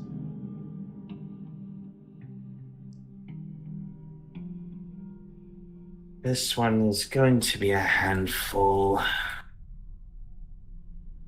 Oh, Very well. Do you all go to head in? I'd really prefer not to, but it seems like a choice at this point. So, you head into the room, and as soon as you all step over the threshold, you hear a shake as the slab drops back down into place, trapping you within this room. Painted on the other side of the slab is a male humanoid wearing a hooded cloak, once again with stars where his face should be. The figure, just like before, holds up his right arm towards you, though this time it is severed neatly at the elbow.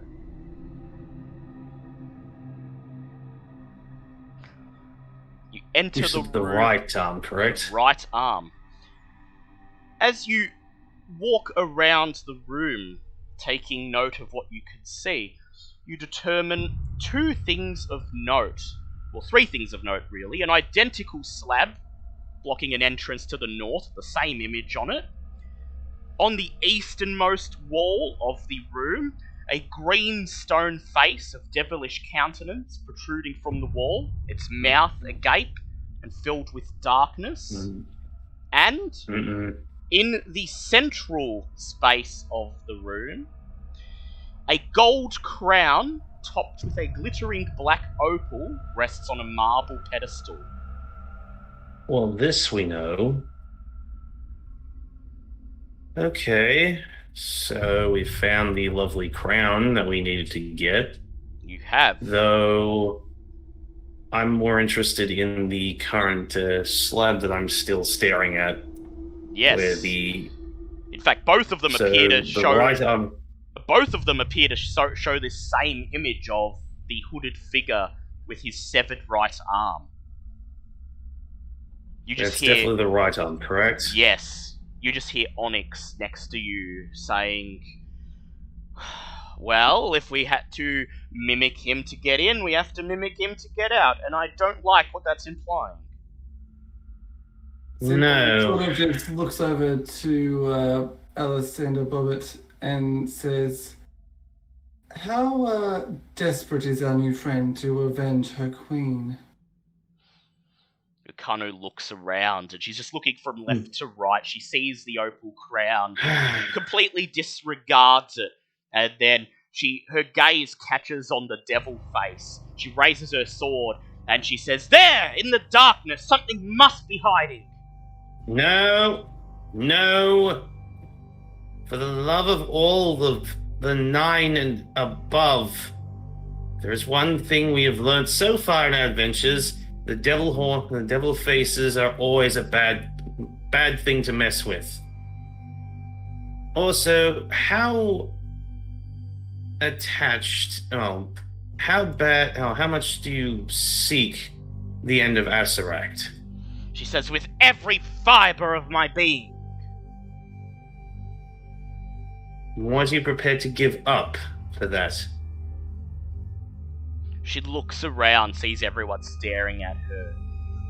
And she says, "If you're asking, shall I sever my arm to let you out of this room? I say no. After all, nothing in here is of interest to me. Let it be your problem to solve." I assumed, but I thought I would check just in case. Very well then. Well, we can't leave the room without the crown. I suppose the smart thing to do now would be to check to make sure there aren't any other particular traps. That depiction on the wall leading in has me slightly nervous.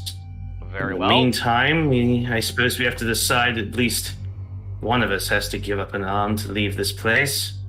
Well, this may be true, but what? Well, except for Sir Lucian, because he could just merge with stone through the slab. If he I mean, needs I to can get also out. teleport, but that still leaves 3 people, and Yeah, I believe inside. both Zinhorn, Is there Ava, any- and Onyx both need How their about- arms. Is there any Temporarily jumping to the inscriptions? mirror. I mean, if you're in the mirror, then you can't let yourselves out. Is the thing. Oh, but we can let No. you out. Oh yeah, well, at least one. I mean- Yeah, but But that still does well, the thing is that the mirror, the thing is that if you merge with stone and walk through the slab, the mirror is still in here, meaning Yeah. that Yeah. someone will still need to sever an arm to open the Yeah. slab to let the Are mirror and the there- carpet out. Are there any inscriptions in the room? Any writing? Any? You can make an investigate check if you like. Or does someone have That would be a good investigated? idea. I can investigate. There's my nat 20 of the day. You find one single thing after a thorough investigation of the room that takes about 20 minutes. As you approach the devil face on the easternmost wall, you begin to hear a faint whisper emanating from it. It appears to be someone speaking Abyssal. And so, Bobbert, you understand it as darkness is coming for you. Your doom is at hand. See, that is exactly why I didn't want to go poking at it. Okay, very well, simple enough. Take the crown, and as far as this exit is concerned, Boat's gonna hold out her arm and goes, I don't suppose someone wants to give me a hand. Anyone Since I do require, as a warcaster, I don't require... Ava immediately raises both wings and shouts, "No, Bobbert, not my baby!" Well, the thing is, looking around the room, most people here require both their hands to either cast spells or use their weaponry. I require neither of the two. As much as I loathe the idea of of mutilating myself, I've already done much more to myself on this journey as it is. Though I will have to promise something to Nang Nang, I imagine, because I'm sure the idea of losing a limb is going to annoy him. Yeah, Nang Nang, as if to answer, Nang Nang just says, "Can only grab half as much coin with one hand." Yes, just inside the head you have Bobbert going, well, we still have Mage Hand to grab shiny things, and just think, we could get like a super cool new arm made like entirely out of gold or stuff. Nang Nang just says, No? Nang Nang just says, "I think it's foolish, but I'm not the one in charge." Moa says, "A valiant sacrifice for the team." Does anyone have Very any well. other ideas? I mean, Sir Lucian, you probably... You still have your merge with stone, but if you lose your hand, you can't use your shield anymore, and then you probably need your shield, because... Like, out of... Yeah. It sounds that's what I mean. grim, but out of everyone, Bobbert is sort of the only one who can afford to give up a hand. Because everyone else is using shields Yeah. or two weapons. Which arm Yes, do you... I don't require shields anymore. I mean, yes, I'll have to go down to a D6 for attacking things with my stuff, but I do have the extra force damage that I can use to sort of like counterweigh it. Well, Which yeah, arm did if you want to be... Lacuna- If you want to be heroic, M1, you could be heroic, but this is also a dungeon where we've learned that heroics are not what keeps you alive. What No, I'm arm doing did logic here. Lucanu use to grab her sword of... Her left arm, you notice. Yes, but she's also not willing to give that up, and if she... Oh, I did have another thought if we could possibly trick her and then lop her arm off without her realizing, but if she's going to attack with her left arm, that doesn't really help us. Yes, it would. That's, Yes, you know, if Sir she's- Lucian she's lost his barely- ability she's to use barely his an shield. ally at best. Yeah, if Sir Lucian lost his She's ability to use his shield, you'd be at a significant disadvantage. So, Lucanu Yes. or Bobbert, it Yes, has yep. to be. Can you convince her that the only way for her Considering Lucanu is a to... bit... The only way for her to get her revenge on Azarak is to leave this room. Yes, and the longer we're in here, I just don't want to waste any time, because I feel like if we stand around here for too long, something shit's gonna happen, hence why we're trapped in here. So I'm all for just not wasting any more time. I'm not arguing with the new person who's only just joined us, and then she's already said she's not willing to give up the arm, her arm, so... Well, make her... It sucks, but... I think it is Who's got a worth... charisma checker? I have charisma for days. I'm just saying this is Good. seems Can like a you waste of persuade an her? argument. Yeah, you you'd have be to able me. persuade her, but she's resistant. If she really wants to Escape. avenge her queen, the only way to do so is to leave this room. Exactly. She provides no other insight to the rest of the group, though she is a hindrance regardless. And She needs to we go do back. also hold the fate of the rest of her party members in this mirror as well. She is as good as a water pistol. So it's worth giving it a try to save your arm. She just Fine, crosses. but this. She crosses her I was arms, gonna say, we'll looks relay this. over But, at. Even though she can't understand common, you get the feeling she knows what you're discussing. She just looks over at Bobbert and she shrugs and says, "I didn't ask to come into this room. I was following you." I believe you ran in first, actually. She just scoffs and says, "I did warn you not to waste time." So you're not going to do this no matter what we say, correct? She says, "Explain to me how cutting off my arm will help me dispatch Asarak, when I could be using that arm to defend myself." With her right arm, she taps the shield that's slung over her shoulder. And there it is. There it is. Well, all I can say is, we need an arm to get out of this room. You're the newest member of our group, we still have, and while I know a certain other part of me would hate to bring this up, but we do still have your comrades in arms still inside the mirror that we carry with us. Rather not have to use a bargaining chip, but... Make a persuade check, please. Make it. 23. 23. She steps forwards and holds out her sword, and she says, "Take my sword in your hand." Do you reach out and take it? Very well, I suggested it, so... You reach out and take her sword, and as you grab it in one hand, your arm immediately is pulled to the floor by the sheer weight of the sword as its metal blade clatters on the stone floor. She looks at you and smiles and says, "As you can see, if I'm to use it effectively, I need both arms." Fine, it was their suggestion to begin with. Right, in that case, since no one else seems interested in going along with my plan, holds out her right arm and goes, "Suppose you want to put it to good use." You hold out your right arm, and before anyone before we do this, just takes the, before we do this, just very quickly puts the bloody staff in her mouth, because she knows this is going to hurt. Yeah, you put your staff in your mouth, bite into it, and hold out your arm, and before anyone else has a chance to react, as they're still discussing what to do, Lucanu grabs her greatsword off the floor, steps forwards, and in a swift motion lops off Bobbitt's arm. Bobbit, your vision grows red. Pain sweeps through every fibre of your body as your greenish blood begins to spurt out of the stump that's left of your arm all over the room, painting the stone in it. I thought it was, I thought you said it was cuffed at the elbow. Okay.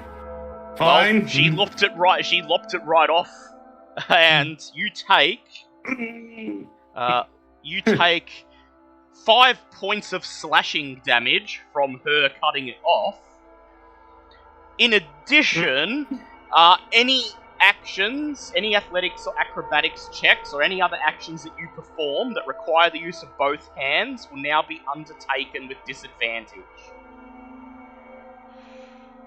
I would like Zinhorn to please make a medicine check.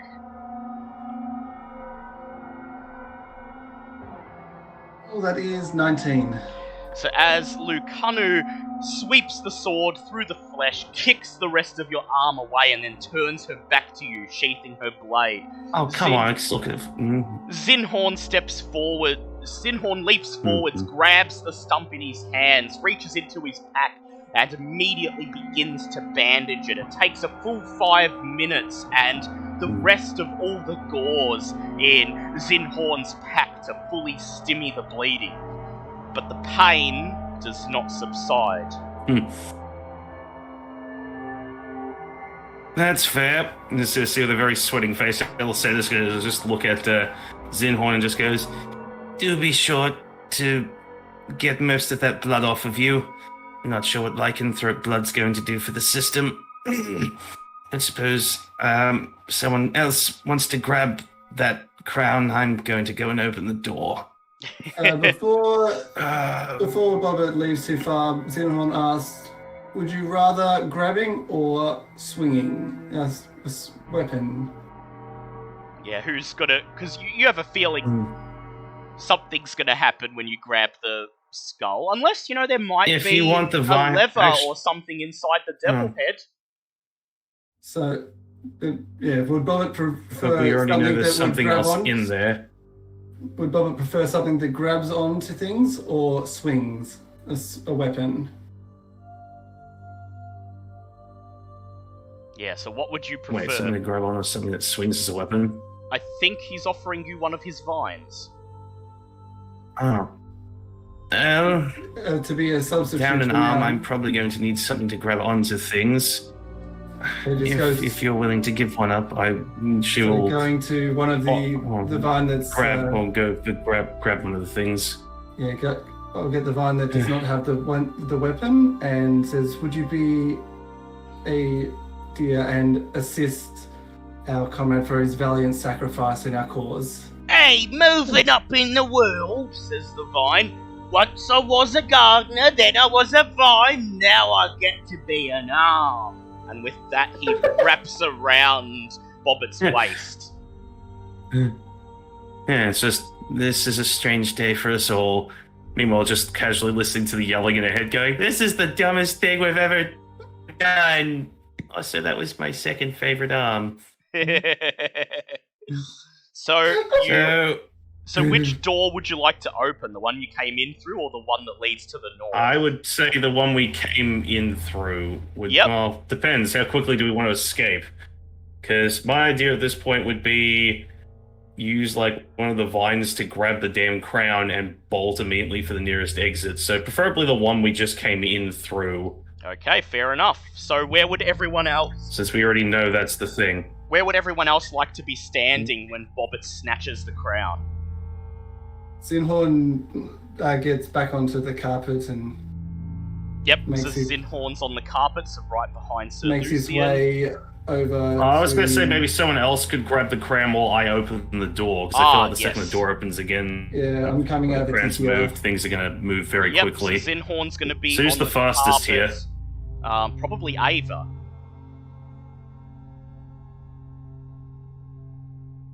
Right, she could probably fly over this wall thing that's in between us and the door. Yes. So, Lucian, is there anywhere you would like to stand?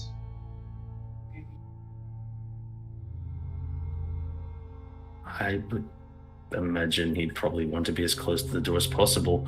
Actually, quick question. Could Onyx's shadow basically grab the item and then switch places with Onyx? Yes, he could. So... Oh wait, no. It'd be... Onyx grabs it and then switches place with the shadow. That'd be with us, so we're all basically right by the door. Yep, that can be done. Bobbit's in front of the door, so Onyx conjures his shadow, and he stands up to the crown, while Ava and Sir Lucian stand guarding Bobbit. Just pop the vine. Yeah, you don't want Bobbit in front right now because Bobbit would mostly just still be screaming over the loss of limb. Yep. Okay, put the details about the vine in Discord for you. So Bobbit, thank you. As you prepare to hold up your wizard arm, your two minotaurs come around the corner, and one of them slips on a puddle of blood that leaked out of your stump. He falls over and hits the ground, and his right arm breaks off. And as he stands up, missing his right arm, you hear a shudder as the slab begins to sink into the floor. Good. I'm an idiot. I could have just done that this whole time. Wonderful. Thank you once again, universe, for showing me the way to do things 10 minutes after I've done it. First Rasmus's hat, now this. Meanwhile, Onyx reaches for the crown, and as soon as he lifts up the crown, he swaps with his shadow. As soon as he lifts up the crown, he swaps with his shadow, leaving the crown with his shadow. The air in the room grows stale, and from behind the wall that you face, you hear suddenly the sound of scrabbling limbs. You weren't there to see it, but 3 cloaked, emaciated, leathery-skinned humanoids instantly crawl out of the floor, holding out rusty butcher's knives as they seek the person who disturbed the crown. Please roll for initiative. I thought we were just leaving. I'm all for just leaving. But the That crown... is a 25. Oh, 16. 22. 16 for Sir Lucian. Very well. You guys are doing good. Zinhorn, you are up first. So can we see? We can't see over this wall, can we? No, you cannot. So we're all... You just know that something is there because you can now hear scrabbling. You can hear something moving towards Onyx's shadow. Question: can I stick the adamantine sword in the now fleshy part of Bobbitt's arm? Yeah, fleshy part of his. Jesus Christ. Oh, if you want. No, like It's her, and again, that seems like... I have a weapon, I still have the staff, I just can only hold it in one hand. Now you can sort of like badly, like just sort of like flail in the left arm. I can't even use swords. Yeah, so it wouldn't be worth it in the end. Well, let's go use swords. No, plus that would hurt a lot Yeah. to just jam that into a friggin' empty stump. I've got a spare sword, and you've got like an extra melee weapon if you want to when you're locked into I'm combat. good. I'll make this work. Just for 5 minutes, we're good. But Yeah. I'm just right now. Maybe when preferring to leave Bobbit has a this room. chance to, tinker around, she might be able to find a way to actually make use of such a thing. But right now, she wouldn't have the proficiency required, so it'd be like, wouldn't be worth doing it. So, Alright. yeah. So Zinhorn, you're up first. I've got a quick question. If Yep. I was to start, say, a tidal wave, get the right thing here, Yep. it says it's a 10-foot wide, but could I like have it split and sort of go like? Well, it would naturally split because of the stone in the middle. So it would split, and then it would recombine here, and then head onwards like that. So would I be able to get all three of them in a 30-foot tidal You wave? would be able to, yes. So I'm going to do that. Alright? Because that's the shadow now, isn't it? Yes. So you round the corner so that you can see these strange, cloaked, leather-faced, skeletal creatures lurching towards Onyx's shadow, still holding the crown, and you cast a tidal wave. So they are going to make their saves. Let me see. So it's a dex save. That is a pass, and a fail. So the one directly in front of you, number 3, fails. The other 2 pass. Cool.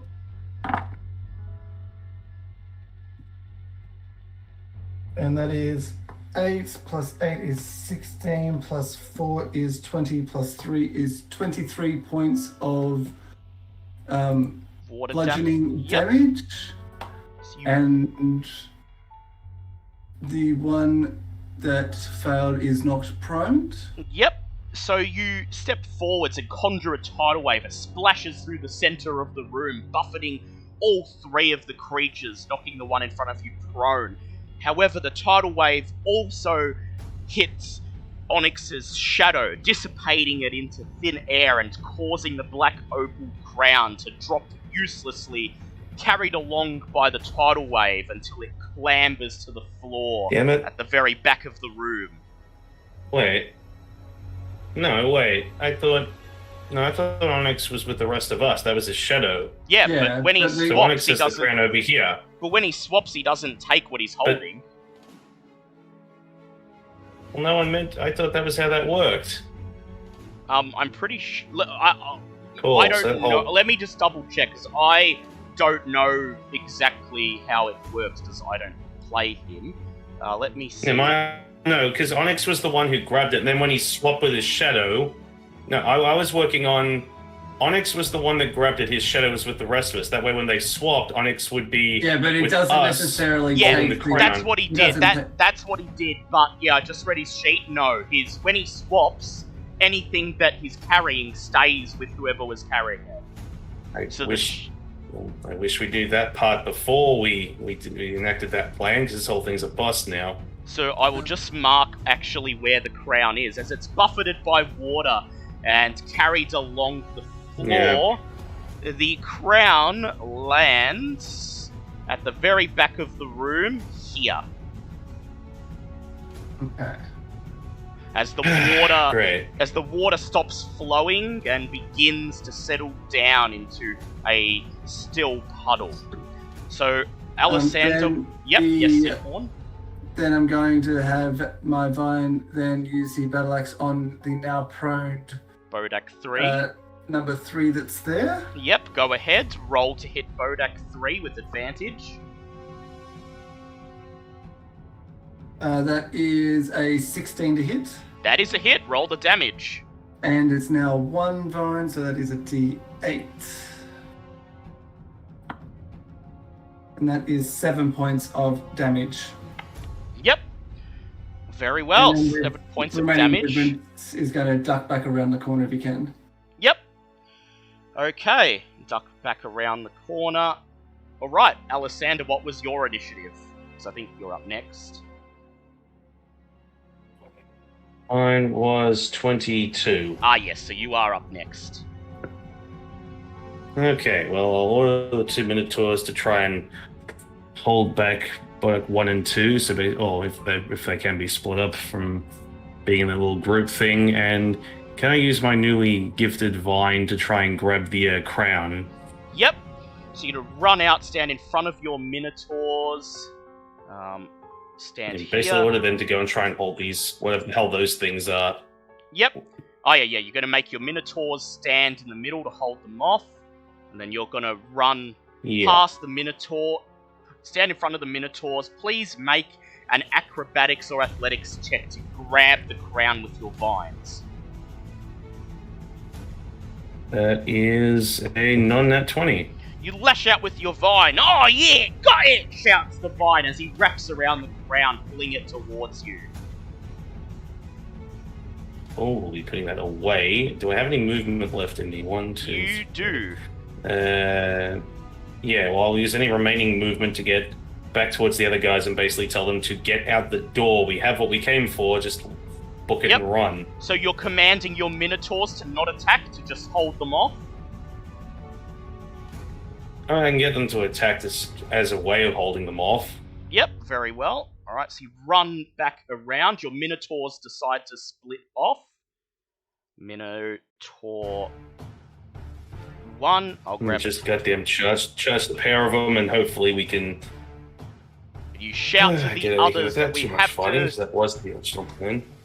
Yep. And Minotaur 2. Yep, have the crown. Time to leave. Time to leave. Holding out your stump. The end of your turn, your Minotaurs rush forwards. Minotaur 1 and Minotaur 2 both go in. There's not enough room for them to charge, so they are instead going to swing with their great axes. So Minotaur 1 swings with his great axe. He nat 1s. Minotaur 2 swings with his great axe, and he hits, dealing 8 points of slashing damage to Bodak number 2. It is the Bodak's turn. Bodak 3 uses his movement to climb up from being prone, and then he begins to shuffle after Zinhorn. 5, 10, 15. He's just in range. He is going to use his Withering Gaze attack. He reaches up with his withered hands and grabs the brim of his hood.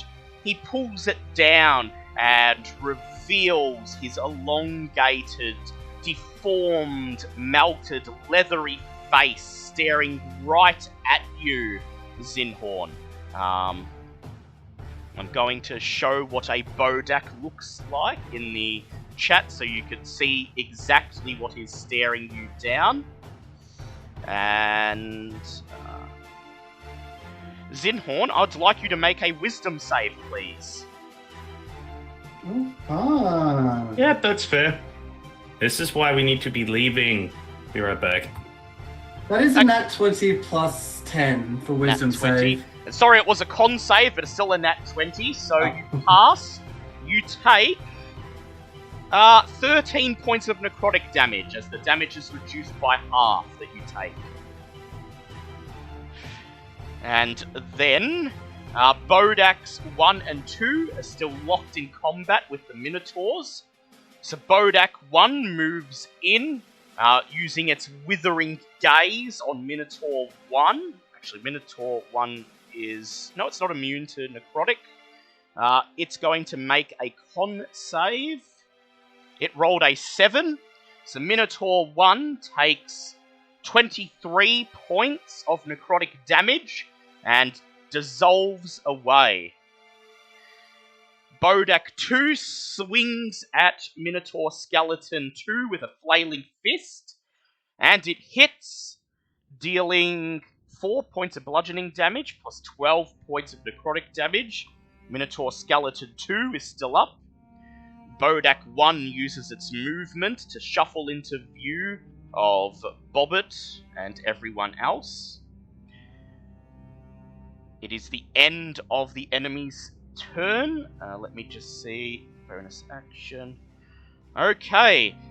As they end their turns, all 3 of the Bodaks activate their auras of annihilation. Black tendrils of necrotic energy begin to emerge from them, buffeting anybody within 30 feet of the Bodak who ends their turn there.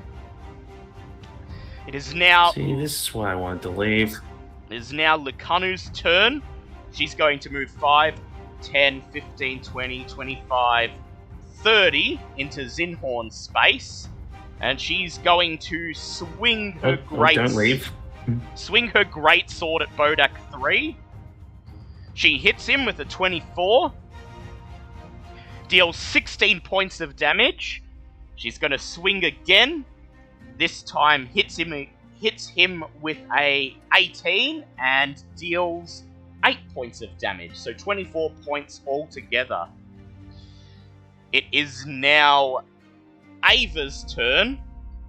Ava is going to run out of the room, as Bobbit requested. It is now Onyx's turn. Onyx is going to cast Blur on himself. And then stand in front of Bobbit.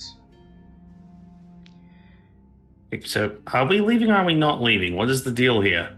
Well, he appears to be defending Bobbit. He ends his turn here and is buffeted by the necrotic damage from the Aura of Annihilation. He takes 5 points of necrotic damage. I was merely just going to say my next turn I was going to dash, but this is fine too, I guess. So anyone who ends their turn within 30 feet of the Bodak takes 5 points of necrotic damage. So Onyx is down to 106. Yeah. He stands in front of you and he shouts, "Get to the door!" It is Sir Lucian's turn.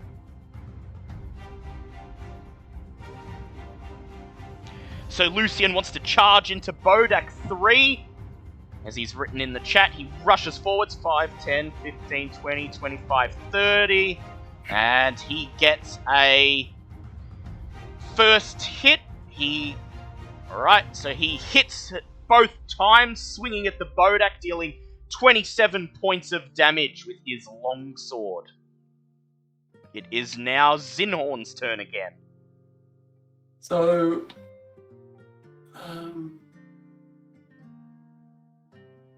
That's I was okay, in the M1. same space as Lucano, yeah, but I moved you Lucano. out, So, but you can move into that space if you want and move her out. So would it cost movement to move in, or? No. If you want to swap spots with her. What I want to do is I'm going to cast a Thunder Wave. Yep. It's this one here, making sure it doesn't hit Yep, Solution. it won't hit Sir Lucian, so it's going to make its dex save. Con save. That's con That's save, right. yep, for the Bodak. That is a 6.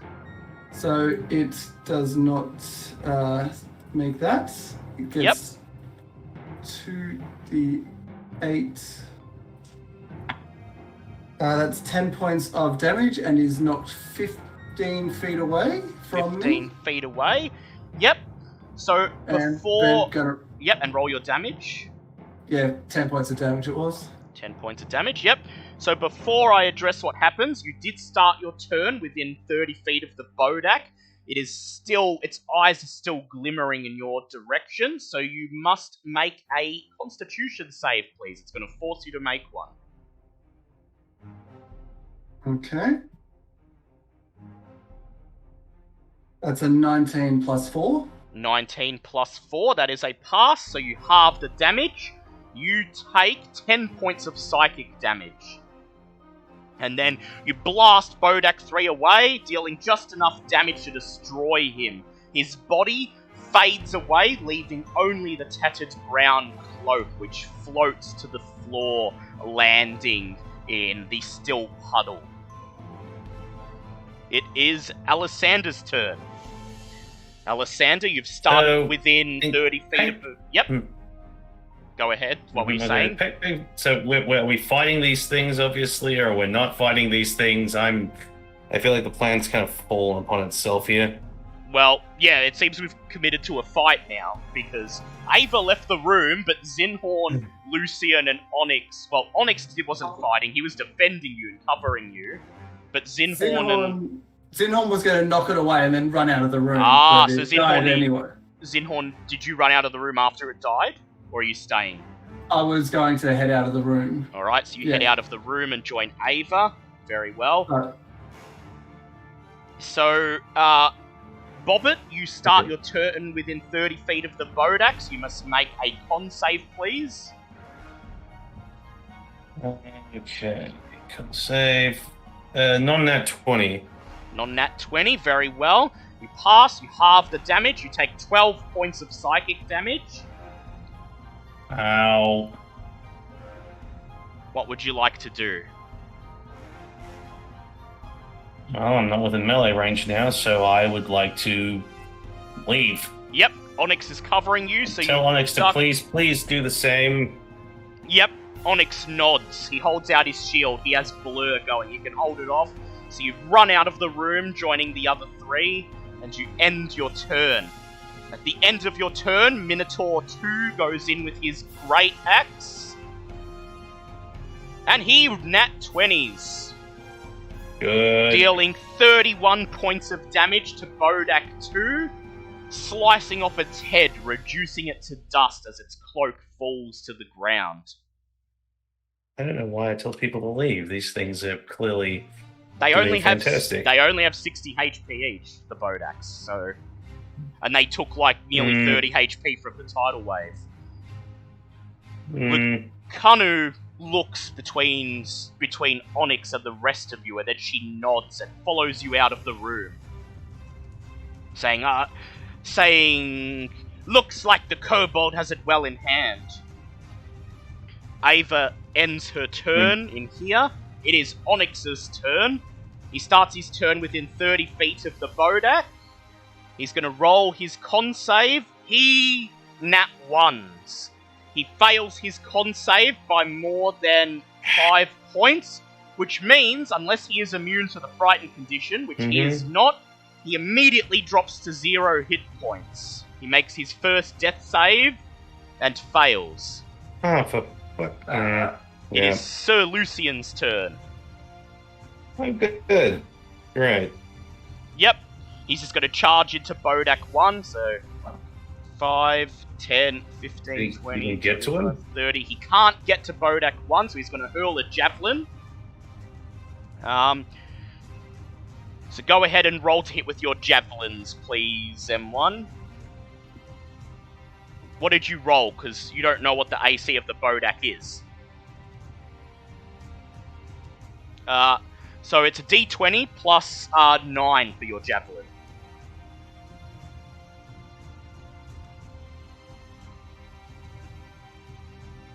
16 plus 9. Yep, that's a hit. Now roll for your second one. And I'll roll for your javelins. I'll roll the damage for you. So Sir Lucian rushes forwards. He grips a javelin and hits both times. Oh, wait, 14. No, that's a 15. So you just hit it because its AC is 15. So Lucian rushes forwards, hurls 2 javelins at Bodak 1. I will roll his damage for the javelins. So 2d8 plus 9. So that is 21 damage altogether. Bodak 1 is still on its feet, but just barely. It is Zinhorn's turn again. So there's no sign of Onyx or Lucian.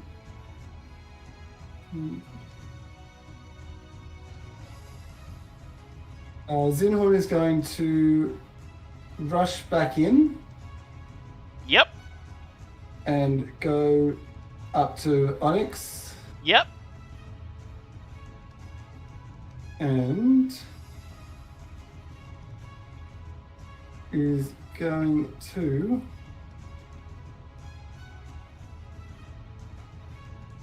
what's going to do best?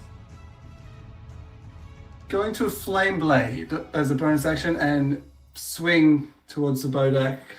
Yep. Very well. Go ahead. Roll to hit him.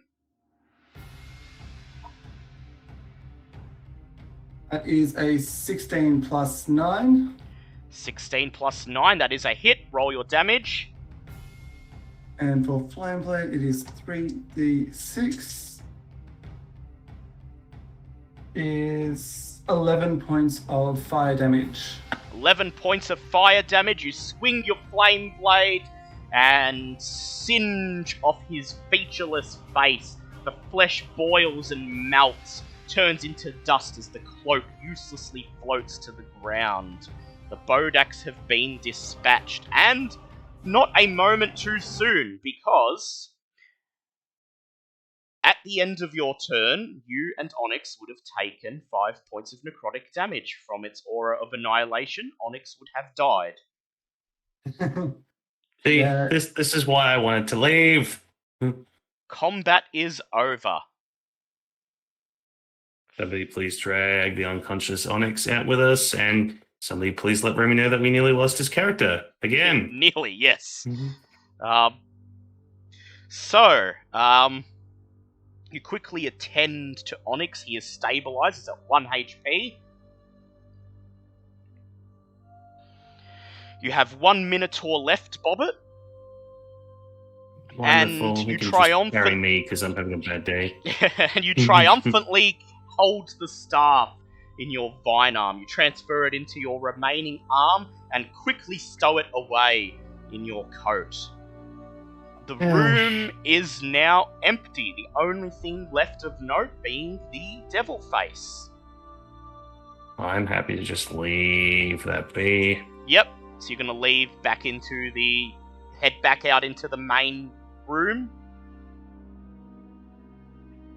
I mean, I'm already out in the hallway, so it doesn't really matter what I do. Yep, so you're leaving. Everyone else joins you in the hallway, including your Minotaur, your lone Minotaur, which charges ahead of you, standing in the intersection of the hallway, doing its very best to protect you and the crown. No one wants to Wonderful. examine the devil face left in this room. I mean, is there reason for it? We know there's something in there. You have the black opal crown. When you were close to it, you heard demonic whispering. Aside from that, you can't tell what's in it, as its entire maw contains nothing but impenetrable black darkness. I mean, we almost lost someone in that last room. I don't know about anyone else. I'm personally not as keen to mess with anything else in there. Good idea, because within the devil maw's mouth, it is not darkness at all, but rather a sphere of annihilation. That's why I didn't want to fuck with anything. Yeah. And so with that, you catch your breath out in the corridor as someone drags Onyx out of the room, stabilizes Just get the his Minotaur to carry him. wounds. Yeah. The Minotaur carries him, cradling him, dumping him on the floor as Zinhorn draws near, stabilizing him. Ava is going to cast Cure Wounds on him. So I'm going to use up one of her spell slots to cast Cure Wounds. So there's 1 slot expended. In fact, she's going to cast it at 2nd level. Good thinking. And recovers for Onyx. So that's plus, so 2d8 plus 8. I will just roll that for her. 2d8 plus 8. 16 hit points for Onyx. So he goes up to 17. And while he is there, he is going to... I'm going to see if he has any potions left. See how Remy's... he's going to use... his potion of greater healing, which brings him up to greater healing 4d4 plus 4. Lovely. So let me roll that for him. He gains another 14 hit points, bringing him up to 21, 31. He's up to 31. That's as much hit points as I do. Yep. And with that, as you huddle in the hallway, catching your wounds, licking your wounds, deciding what to do next, you can't help but feel at least slightly triumphant as you have the black opal crown now, fulfilling your promise to the Yuan Ti. This black opal crown, as you hold it in your hands and examine it. The opal crown once worn by the Archmage Sadamor of Netheril, who created a sphere of annihilation to swallow the world, but was consumed by his own creation. This crown is a symbol of great power for the Yuan Ti. You've fulfilled your end of the bargain, but if you were to walk out on your bargain, the black opal crown could fetch up to 10,000 GP if sold through a reputable auction house in a big city. True, but Would I you don't like know if I to want to take? deal with that. Would you like to take a short rest? Probably a good idea. Very well. That would be nice, thank you. Hold on, I got a good one. All in favor of taking a short rest, raise your arm. Shit. Okay, so everyone's gonna take a short rest. Sorry, I had to throw that joke in there. I'm gonna be making While this this for a is while. happening, Zinhorn was to keep looking at the mirror. So you're gonna do that instead of rolling hit. Well, you didn't take any. I don't think you took I'm much at damage. 78, so I've still got plenty of health at the moment. So Yep. So you may make another Arcana check. That is a 16 for that one. So as everyone else takes 10 minutes to huddle in the corridor, breathing heavily, bandaging their wounds, shoveling meager morsels of food down their mouths, you sit on Sir Lucian's carpet, examining the mirror, trying your very best to determine what is within. And with that Arcana check and the previous one you got, you are able to determine that within cell number 9, there is a huge, vaguely humanoid figure, about 9 feet tall, with 4 arms. What door is this one in? Cell number 9. Cell number 9 was huge four-armed A huge figure. 4-armed figure. In fact, based on its height, you determine it to be roughly the same proportions as the 4-armed gargoyles that rest on pedestals in the main room of this level. Yeah. Cool. So 9's a bust. Meanwhile, everyone else is taking a short rest, so M1, if you'd like to spend some hit dice to recover your health if you feel you need to. I don't know how much damage you've taken. I have spent 7 of my hit dice to get me back to full. I'm going to roll some for Ava, who is at 17 HP, and for Onyx. So Ava is going to roll for her. Let's see, 8d10, see if that's enough. So that's 37 plus her con of 3, so 8 times 3. I have to actually do math, which I'm not used to doing this kind of math. I'm used to doing DM math. Oh no! Not math! So that's 24. So 24 plus 37 for her, so that is 61 hit points she recovers. So she is up to 78. She has 2 hit dice left. Meanwhile, Onyx is going to spend his 3... He's going to use his second wind and spend 3 fighter hit dice that he has. So that is 4d10. That is 20 plus his con of... wow, yeah, his con... That's right, his con's really high. So that is plus 6 on his con. So that is 4 times 6. So that is 24. So he recovers... He recovers 44 hit points, bringing him up to 75. Solid. So he has 7 sorcerer hit points, sorcerer hit dice left, and no more fighter ones, and he has used his second wind. I'm just going to mark that on his sheet for him. Okay, and so with that, you have obtained the crown. At what cost? Bobbit lost an arm, and Onyx nearly died. And I think, as we only have half our players today, we will end it here for this week. You've made some progress. You've obtained the item you were meant to find for the Yuan T. So you've met that end of the bargain. And you've nearly... we found the navel of the moon, which was kind of pointless. Well, it's going to give you some money, so... Yeah, but... You have 1 room left of level 4 to clear out, and then you can descend down into level 5. The final level of the dungeon. Yeah, it's... You managed to gain an ally today. So you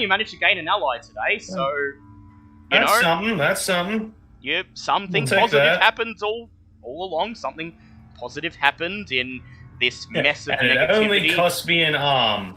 Yes. No, it Only didn't cost cost an you a arm and a leg, leg. though. Well, not mine. No, That it is- didn't. So it was half price. That that is the price of an Wow. arm. And so as you all linger there, having a short rest, gathering around Bobbit, as the vine, like a snake, slithers back and forth along the wall. No substitute for the arm that Bobbit lost. Just now, a bandaged, bloodied stump hanging out of her robe. You can't help but feel that you've paid a worse price than you were meant to. A feeling of defeat sinking in, but you have gained the Black Opal crown, and you are still alive. So you will take these small victories where you can get them. That concludes this week's episode. For everyone in chat, we won't be doing anything tomorrow, as half of us are not around. Remy and Kitty are currently in another state. M2's going to go visit some friends, and so I'm going to be taking tomorrow off. So we're not streaming any games or anything, but we'll be back next week for some more D&D, and very possibly a Friday gaming stream as well. So thank you for joining us today. Our apologies that this was a short episode, but we were hoping Remy would be able to join us, but he wasn't able to get away from what he was doing, so I had to run 2 characters, and so I've decided to cut it short just so we can continue next week with a full group, take some of the pressure off me, and hopefully have the party acting at optimum capacity so that they can survive whatever horrors lie ahead in the final chamber of horror, and then onwards into level 5, the Gears of Hate. Until then, when you have to pay an arm, have the undead do it. Goodbye, everyone. Yeah.